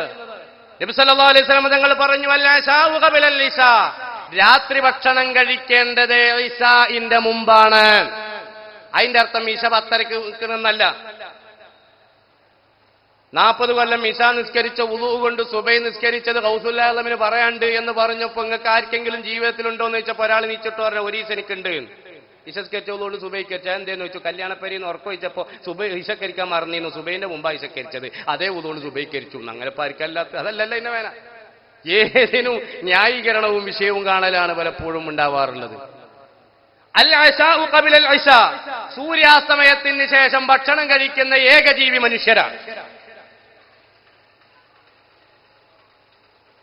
സൂര്യാസ്തമയത്തിന്റെ ശേഷം പിന്നെ നമ്മളെ ഇപ്പൊ ഈ 40 തികയാത്ത കോഴികളില്ലേ, അയറ്റക്ക് പിന്നെ 24 മണിക്കൂറും തിന്നെ പണി. കയറ്റുമതി ഇറക്കുമതി, കയറ്റുമതി ഇറക്കുമതി. തീറ്റയിലാണ് ഇത്ര വളർച്ച അല്ലേ? എന്നാൽ സൂര്യാസ്തമയത്തിന്റെ ശേഷം എനിക്ക് മഗ്രിബിന്റെ ഇബ്നു ഉമർ റളിയല്ലാഹു അൻഹു പറയുന്നു, മഗ്രിബിന്റെ മുമ്പ് ഭക്ഷണം കഴിക്കണമെന്നാ. വകാന ഇബ്നു ഉമർ യതഅശാ ഖബലൽ മഗ്രിബ് ഫഅല്ലന മുഖീം. മഗ്രിബിന്റെ സമയത്ത് ഇഖാമത്ത് വിളിച്ചിട്ട് പോലും ഇബ്നു ഉമർ റളിയല്ലാഹു അൻഹു ഭക്ഷണം കഴിച്ചിട്ടാണ് മഗ്രിബ് നിസ്കരിക്കാൻ പോയത്. എന്തേ? ഇശാ ഭക്ഷണം നേരത്തെ കഴിക്കണം. ആ ഭക്ഷണം കഴിച്ചൊരു 2 മണിക്കൂറെങ്കിലും വിശ്രമമില്ലാതെ ഉറങ്ങാൻ പാടില്ല എന്നുള്ളതാണ് ആധുനിക സയൻസ് പറയുന്നതെങ്കിൽ ഹബീബായ നബി സല്ലല്ലാഹു അലൈഹി വസല്ലമ തങ്ങൾ അവിടുന്ന് ഇദാ തഅശാ തമശാ ഇദാ തഗദ്ദാ തമദ്ദാ എന്നത് ഇമാം നസഫി തങ്ങൾ വിശദീകരിച്ചു കാണാം. നബി തങ്ങൾ ഇത് പ്രോത്സാഹിപ്പിച്ചിട്ടുണ്ട്. ഇദാ തഅശാ തമശാ, രാത്രി ഭക്ഷണം കഴിച്ചാൽ കുറച്ചൊരു അരഘാതം നടക്കണം എന്നാണ്. ജീവിതത്തിൽ പാലിക്കേണ്ട ചിട്ടകളിൽപ്പെട്ട ഒന്നാണത്. ഞാൻ പറഞ്ഞു വന്നത് പ്രഭാത കർമ്മങ്ങളിൽ സജീവ സാന്നിധ്യത്തോടെ വരണം. അതിന് നല്ലതായി എണീറ്റ ഉടനെ തന്നെ ബ്രഷ് ചെയ്തതിന്റെ ശേഷം നല്ല പ്യൂർ വെള്ളം, ശുദ്ധജലം, ഒരു ഗ്ലാസ് നേരത്തെ പറഞ്ഞതുപോലെ എന്തെങ്കിലുമൊക്കെ ഇട്ടുവെച്ച വെള്ളം, ഹൈഡ്രോതെറാപ്പി, ആ തെറാപ്പി ചെയ്യുമ്പോ നമ്മുടെ ശരീരത്തിൽ വളരെ സന്തോഷകരമായ അനുകൂലമായ അവസ്ഥയുണ്ടാകും. സുബഹി നിസ്കാര ശേഷം കുറച്ച് സമയം ദിക്ർ ചൊല്ലുക. അരമണിക്കൂർ ഇഖാമത്തിന്റെ ടൈം കഴിഞ്ഞ് ജമാഅത്തായി നിസ്കരിക്കുമ്പോഴേക്ക് 3/4 മണിക്കൂർ കഴിഞ്ഞാൽ പിന്നെ 76 മിനിറ്റിന് എത്രയുള്ളത്? വളരെ കുറച്ചേ ഉള്ളൂ. 15 + 16 മിനിറ്റാണുള്ളത്. എന്നുവെച്ചാൽ 31 മിനിറ്റ്. ഈ 31 മിനിറ്റ് അവിടെ തന്നെ ഇരുന്ന് ദിക്ർ ചെല്ലുമ്പോൾ അവിടെ കിട്ടുന്നത് എന്താണ്? നബി തങ്ങൾ പറയുന്നു, ഹജ്ജിന്റെയും ഉംറയുടെയും പ്രതിഫലം താമത്തൈനി 3 പ്രാവശ്യം ആവർത്തിച്ച് പറഞ്ഞതാണ്. പരിപൂർണമായ ഹജ്ജിന്റെയും പരിപൂർണമായ ഉംറയുടെയും പ്രതിഫലം അവർക്ക് കിട്ടുമെന്നാണ്. അതുകൊണ്ടാണ് ഇബ്നു ഹജർ തങ്ങൾ ഒരു മസ്അല ചർച്ച ചെയ്യുന്നുണ്ട് ഈ ഹദീസ് ഉദ്ധരിച്ചിട്ട്. ഹജ്ജിനും ഉംറക്കും പോയ ആളുകൾ അമലെല്ലാം കഴിഞ്ഞതിന് ശേഷം 5 വഖത്ത് ജമാഅത്തിനായി പോകുമ്പോൾ, സുബഹി ജമാഅത്തിനായി പോയാൽ സുബഹി നിസ്കരിച്ചതിന് ശേഷം അവിടെ തന്നെ ഇരുന്ന് ദിക്ർ ചൊല്ലലാണോ വേണ്ടത്, അതല്ല മതാഫിലേക്ക് ഇറങ്ങി തവാഫ് ചെയ്യുകയാണോ വേണ്ടത്? ഇബ്നു ഹജർ തങ്ങൾ പ്രബലിൽ നിന്നും മുഅ്തമദായി പറഞ്ഞ മസ്അല എന്താണ്? അവിടെ തന്നെ ഇരുന്ന് ദിക്ർ ചൊല്ലണം എന്നാണ്. കാരണം തവാഫിന്റെ ഒരു തവാഫേ കിട്ടുന്നുവെങ്കിൽ ആ ഇരുന്ന് ദിക്ർ ചൊല്ലുന്നതിന് പരിപൂർണമായ ഹജ്ജാകുമ്പോൾ അതിൽ ഇഫാദത്തിന്റെയും ഖുദൂമിന്റെയും വിദാഇന്റെയും തവാഫ് ഉണ്ടാകും, ഉംറക്കും തവാഫുണ്ട്. അതോടുകൂടെ മറ്റു പ്രതിഫലത്തിന്റെ കർമ്മങ്ങളുടെ പ്രതിഫലം കൂടെ ഇൻക്ലൂഡായി കിട്ടുന്നത് കൊണ്ട് തന്നെ അവർ ചെയ്യേണ്ട കർമ്മം അവിടെ തന്നെ കഅബയിലേക്ക് നോക്കിയിരുന്ന് ദിക്ർ ചൊല്ലലാണ് വേണ്ടത് എന്ന മസ്അല ഫതാവൽ കുബ്രയിൽ രേഖപ്പെടുത്തിയതായി കാണാം. സൂര്യോദയത്തിന്റെ ശേഷം നബി തങ്ങൾ അല്പം നടക്കാറുണ്ട്. കാനൻ നബിയു സല്ലല്ലാഹു അലൈഹി വസല്ലം യംശി മുതനഇലൻ വഹഫിയ, ചെരുപ്പിടാതെ ധരിച്ച് നടക്കാറുണ്ട്, ചെരിപ്പോട് കൂടെയും നടക്കാറുണ്ട്. മണ്ണിൽ നിന്ന് ചില അംശങ്ങൾ നമ്മുടെ ശരീരത്തിന് ആവശ്യമുള്ളത് കൊണ്ട് ഒരു 20 മിനിറ്റെങ്കിലും ചെരുപ്പിടാതെ പ്രഭാതത്തിൽ മണ്ണിലൂടെ നടക്കുന്നത് ശരീരത്തിന് ഏറ്റവും നല്ലതാണ് എന്നാണ് നാച്ചുറോപ്പതി പറയുന്നത്. അതുപോലെ തന്നെ യുനാനിയുടെ ചില ഗ്രന്ഥങ്ങളിലും കാണുന്നത്, ഇമാമുകളുടെ ചില കിതാബുകളും അങ്ങനെ തന്നെയുണ്ട്. മുത്തുനബി തങ്ങൾ ചെരുപ്പിട്ടിട്ടും ചെരുപ്പിടാതെയും പ്രഭാതത്തിൽ നടക്കുകയും ചെയ്തിട്ടുണ്ട്. മാതൃക കണ്ടോ നിങ്ങൾ? ഈ ചിട്ട ആരോഗ്യത്തിൽ പ്രധാനമാണ്. അനുവദിക്കപ്പെട്ട സമയത്തിൽ 7 മിനിറ്റേ ബാക്കിയുള്ളത് കൊണ്ട് ഞാൻ അവസാനിപ്പിക്കുകയാണ്. എന്റെ പ്രിയപ്പെട്ട സഹോദരന്മാരെ, അതുകൊണ്ട് ആ ചിട്ടകളിൽപ്പെട്ട പ്രധാനപ്പെട്ട ഒന്നാണ് ഭക്ഷണ രീതി. അസ്ലു കുല്ലി ദാഇൻ അൽ മഅദ, ഏത് രോഗത്തിന്റെയും അടിസ്ഥാന കാരണം ആമാശയമാണെങ്കിൽ ശരീരത്തിലെ സെക്കൻഡ് ബ്രെയിൻ എന്ന് വിശേഷിപ്പിക്കുന്ന ആമാശയത്തിന്റെ സുഗമമായ നിലനിൽപ്പിനും ആരോഗ്യപരമായ ജീവിതത്തിനും അനിവാര്യമായി അനുവർത്തിക്കേണ്ട ചിട്ടാവട്ടങ്ങളിൽപ്പെട്ടതാണ് ഭക്ഷണ നിയന്ത്രണം. 2 പ്രധാന ഭക്ഷണങ്ങളുടെ ഇടയിൽ 4 മണിക്കൂറെങ്കിലും ഗ്യാപ്പ് വേണം. ഞായറാഴ്ചകളിൽ നമ്മൾ കരാറെടുത്ത് പോകല, ഒരു കല്യാണം, ഒരു അടിയന്തരം, ഒരു പേറ്റിനൂട്ടി കൊണ്ടുപോകല്, ഒരു സക്കാരം, അതിന്റെ ഇടയിൽ ഒരു ഉംറക്കോക്ക്, ഒക്കെ കൂടെ ഗ്യാപ്പിട്ട് പോകലാണ് അല്ലേ? ഇങ്ങടേരെ മുണിയ പാമ്പിന്റെ പോലെ ഇങ്ങനെ മലന്ന് അങ്ങനെ സോഫി കിടക്കും. ആമീനൊരോ എന്ന ആമീനും. എത്താതോ ഭക്ഷണം പ്രധാനമാണ്. രാവിലത്തെ ഭക്ഷണം, രാവിലെ കഴിക്കുന്ന ഭക്ഷണം, ആ ഭക്ഷണമാണ് ശരീരം അതിന്റെ പുഷ്ടിക്കും ആരോഗ്യത്തിനും സ്വീകരിക്കുന്നത്.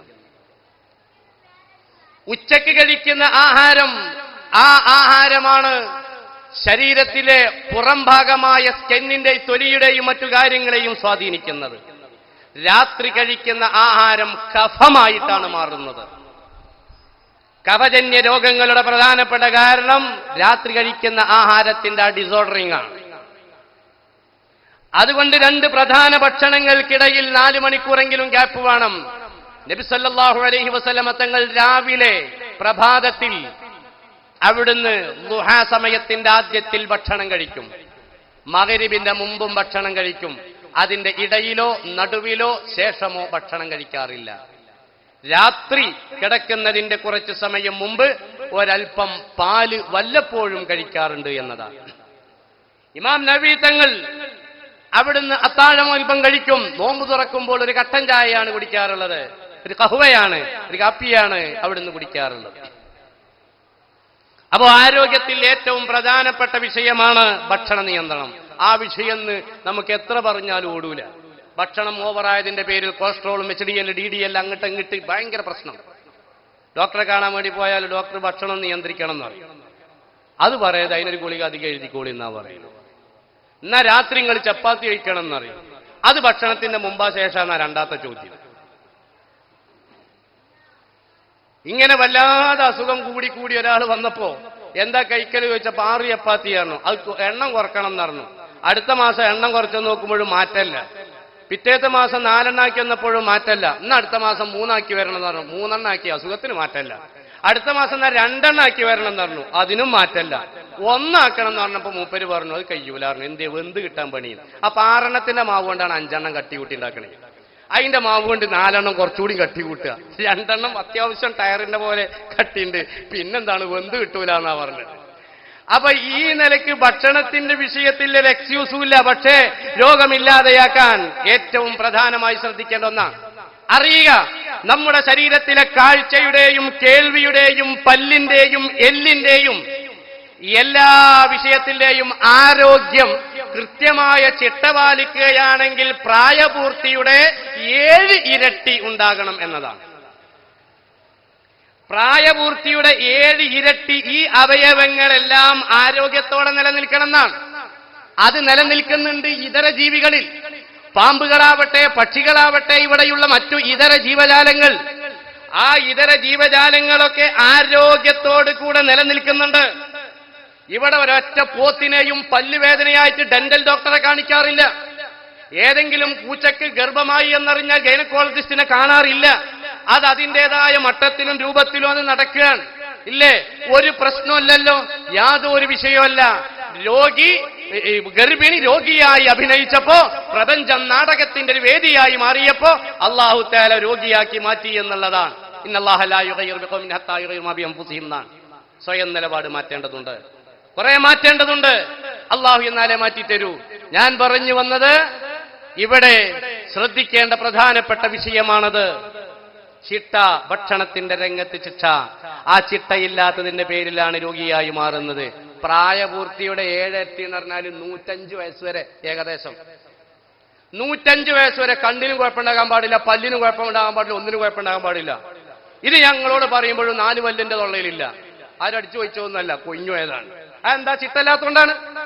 അപ്പൊ ഈ വിഷയത്തിൽ ഏറ്റവും പ്രധാനമായും ജീവിതത്തിൽ അനിവാര്യമായും ഉണ്ടായിരിക്കേണ്ട പ്രധാനപ്പെട്ട വിഷയമാണ് ചിട്ട. ആ ചിട്ട നബി തങ്ങൾ അവിടുന്ന് പഠിപ്പിച്ചിട്ടുണ്ട്. നേരത്തെ സയ്യിദ് അവറുകൾ, അല്ലാഹു ആഫിയത്തുള്ള ദീർഘായുസ് നൽകട്ടെ, കുലൂ ഭക്ഷിച്ചോളൂ, വശ്റബൂ കുടിച്ചോളൂ, വലാ തുസ്രിഫൂ ഒരിക്കലും ഓവറാക്കരുത് എന്ന് അല്ലാഹു തആല വിശുദ്ധ ഖുർആനിൽ ഓർമ്മപ്പെടുത്തിയിട്ടുണ്ട്. അത് പ്രധാനമാണ്. അതുപോലെ തന്നെ നല്ല ആരോഗ്യമുള്ള ചുറ്റുപാട്. വീട്ടിന്റെ അകത്ത് കക്കൂസിന്റെ സ്ഥാനം എവിടെയെന്ന് വെച്ചാൽ പെരന്റെ ഉള്ളിൽ സ്ഥാനമല്ല എന്നതിന് മറുപടി. പഴയ കാലത്തൊക്കെ പുറത്ത് മാത്രമല്ല ഉണ്ടായിരുന്നത്.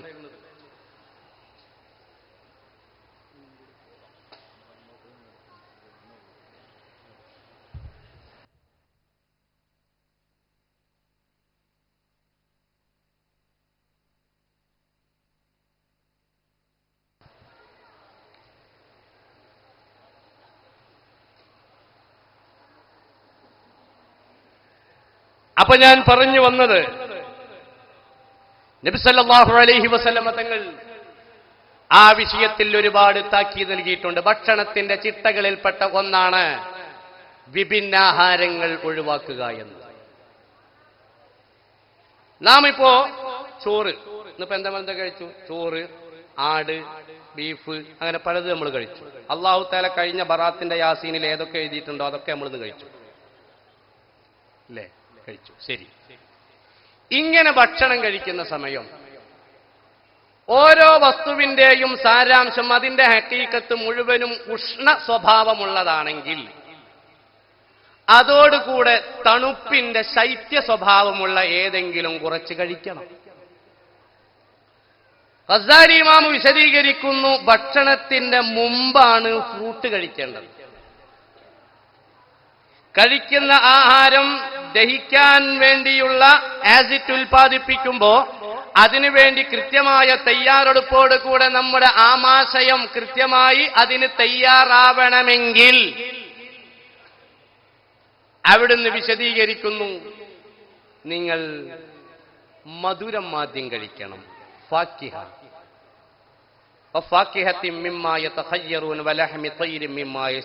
ഫ്രൂട്ട് കഴിഞ്ഞിട്ടാണ് ഇറച്ചി, മാംസം പറയുന്നത് ഖുർആൻ. അപ്പൊ ആദ്യം അത് കഴിക്കണം എന്നാണ്. ഒരിക്കലും തൈരും കോഴിയിറച്ചിയും കഴിക്കാൻ പാടില്ല. ബിരിയാണിയുടെ മോക്കതായ സുന്നത്തല്ലേ തൈര്?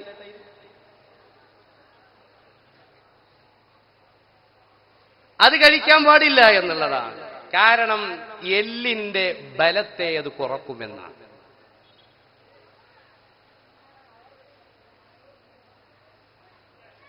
അതുപോലെ വിഭിന്നാഹാരങ്ങൾ പലതുമുണ്ട്. ഇഞ്ചി മരുന്നാണ്, നാരങ്ങ സിട്രിക് ആസിഡ് മരുന്നാണ്. രണ്ടും കൂടെ ഒരുമിക്കുമ്പോൾ വിഷമാണ്. ലൈം കുടിക്കുന്നത് ഹൃദയപേശികളെ ബാധിക്കുമെന്നതാണ്. അതിലെത്ര നെറ്റിട്ട് കാശ് നെറ്റിട്ട് അടിച്ചിട്ടും കാര്യമല്ല. ലൈം കച്ചവടം ചെയ്യുന്നവരുണ്ടോ എന്നോട് ക്ഷമിക്കുക, വിഷയം അങ്ങനെയാണ്.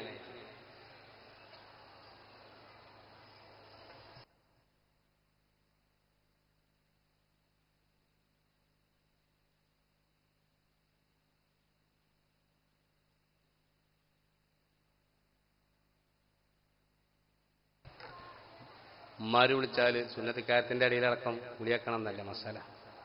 അല്ലാഹു നമ്മുടെയൊക്കെ മാതാപിതാക്കൾക്ക് ജീവിച്ചിരിക്കുന്നവർക്ക് ആഫിയത്തുള്ള ദീർഘായുസ്സ് നൽകട്ടെ. മരണപ്പെട്ടവർക്ക് അല്ലാഹു മഗ്ഫിറത്തും ദറജ വർദ്ധനവ് നൽകി അനുഗ്രഹിക്കുമാറാവട്ടെ. അപ്പൊ ഞാൻ പറഞ്ഞു വന്നത് വാഖി ഉസ്താദ് അടുത്ത് എത്തിയിട്ടുണ്ട്. പിന്നെ ഒരുപാട് നേതാക്കന്മാർ, നമ്മുടെ സംസ്ഥാന പ്രസിഡന്റ് വരെ വേദിയിലുണ്ട്. അൽഹംദുലില്ലാഹ്. അപ്പൊ ഇൻഷാ അല്ലാഹ് ഞാൻ അവസാനിപ്പിക്കുകയാണ്. പറഞ്ഞു വന്നത് വിഭിന്നാഹാരങ്ങൾ ഒഴിവാക്കുക, ചിട്ടകൾ ജീവിതത്തിൽ പാലിക്കുക, പഥ്യം. മരുന്ന് മാത്രം പോരാ, മരുന്ന് കുടിക്കുന്നത് മാത്രം പോരാ, പഥ്യം വേണം.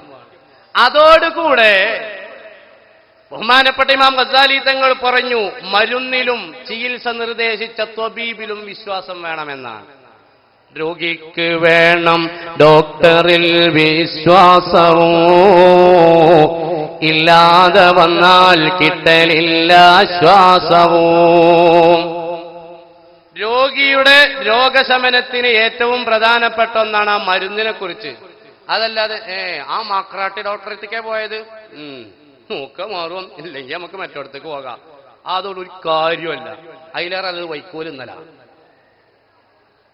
ഒരു കാര്യമല്ല. അപ്പൊ അതിന് വിശ്വാസം വേണം. അതോടുകൂടെ രോഗിയെ ടെൻഷനാക്കാൻ പാടില്ല. എക്സ്റേ ഇങ്ങനെ പിടിച്ചിട്ട് കീക്കാന്ത് കുടിച്ചിട്ട് തലകുത്തി വീണോന്ന് അല്ല, നെഞ്ഞുവേദന ഏറ്റു വന്നതാ. ഇങ്ങോട്ട് എന്താ ഡോക്ടർ പറഞ്ഞത്? ഒരു ബ്ലോക്ക് ഉണ്ട് എന്നാ. ഞങ്ങൾ അവറാനാജി മരിച്ചത് ഒറ്റ ബ്ലോക്ക് കൊണ്ടാണ്, നേരെ നോക്കണം കേട്ടോ. അപ്പൊ ഉണ്ടാവില്ല 2 ബ്ലോക്ക്. അവർ രോഗിന്റെ അടുക്കൽ നല്ല വർത്തമാനങ്ങൾ പറയണം.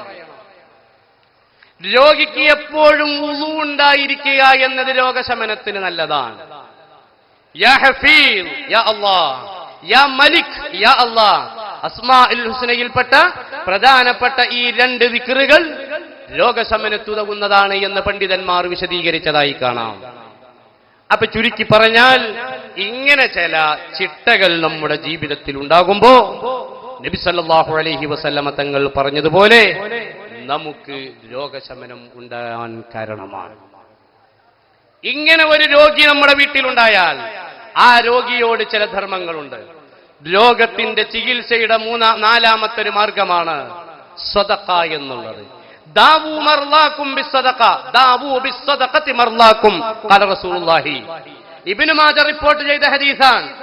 രോഗിയുടെ രോഗശമനത്തിന് വേണ്ടി നിങ്ങൾ സ്വദഖ ചെയ്യുന്നത്, പാവപ്പെട്ടവരെ പരിഗണിക്കുന്നത് രോഗം മാറാൻ നല്ല വിഷയമാണ്, നല്ല ഒരു മരുന്നാണ് എന്ന് അതും പണ്ഡിതന്മാർ വിശദീകരിച്ചിട്ടുണ്ട്, മുൻഗാമികൾ നമുക്ക് കാണിച്ചു തന്നിട്ടുണ്ട്. അതുപോലെയുള്ള കാര്യങ്ങളൊക്കെ നമ്മുടെ ജീവിതത്തിൽ ഉണ്ടാകുമ്പോൾ നമുക്ക് കാതലായ നല്ലൊരു മാറ്റം ഉണ്ടാവും.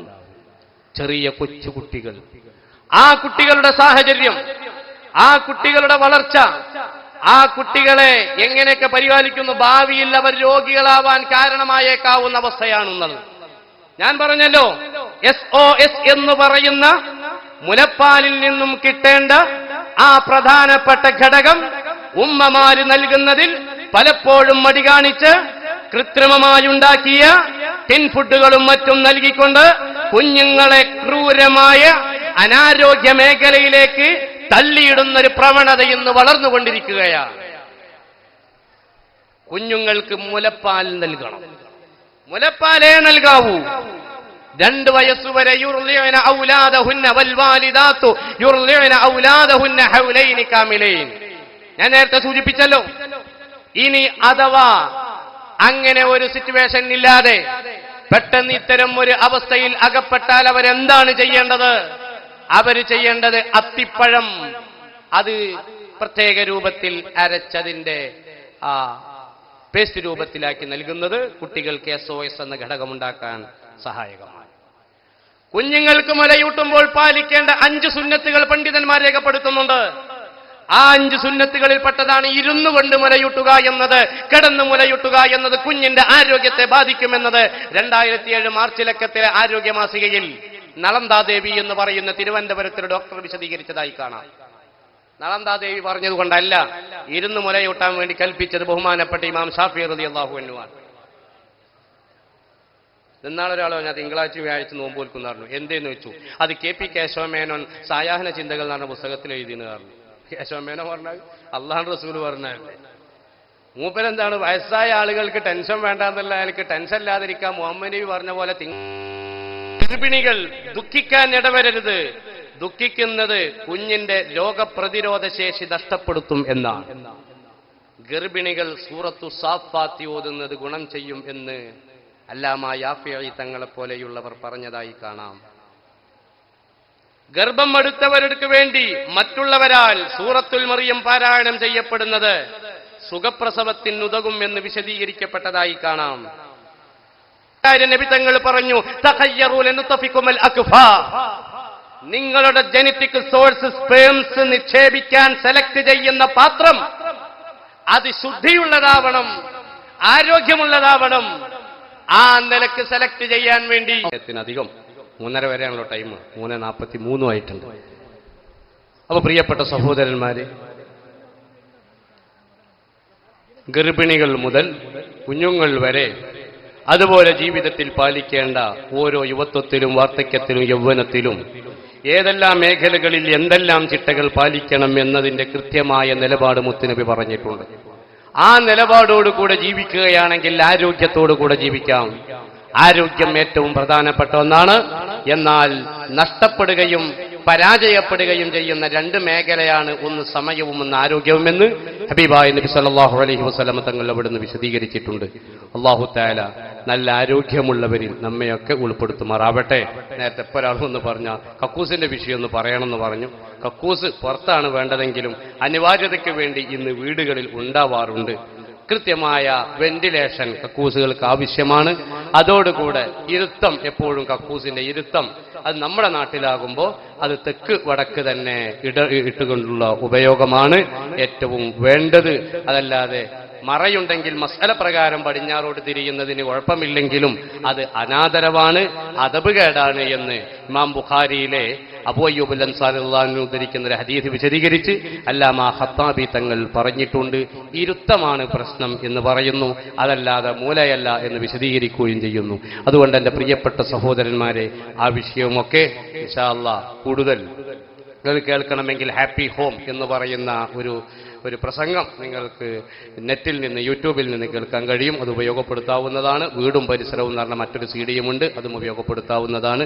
അത് സംബന്ധമായിട്ടുള്ള കാര്യങ്ങളൊക്കെ പ്രത്യേകം ശ്രദ്ധിക്കണം. അല്ലാഹു തആല നമുക്ക് ഖൈർ നൽകുമാറാവട്ടെ. ഈ മഹത്തായ വേദിയിൽ, ഈ മഹത്തായ സദസ്സിൽ നിങ്ങളെ അഭിമുഖീകരിക്കാൻ അവസരമൊരുക്കി തന്ന അള്ളാഹുവെ സ്തുതിക്കുന്നതോടൊപ്പം അല്ലാഹു റബ്ബുൽ ഇസ്സത്ത് നമ്മുടെ ഈ ഒത്തുകൂടൽ ഇഹത്തിലും പരത്തിലും സുഖലോക സ്വർഗത്തിലും ഗുണമുള്ള മേഖലകളിലും ഒരുമിച്ച് കൂട്ടി നമ്മെ അനുഗ്രഹിക്കുമാറാവട്ടെ എന്ന് മാത്രം ഈ സമയത്തുണർത്തി വാഖിർ ദഅവാന അനിൽ ഹംദുലില്ലാഹി റബ്ബിൽ ആലമീൻ. അസ്സലാമു അലൈക്കും വറഹ്മത്തുള്ളാഹി തആല വബറകാതുഹു.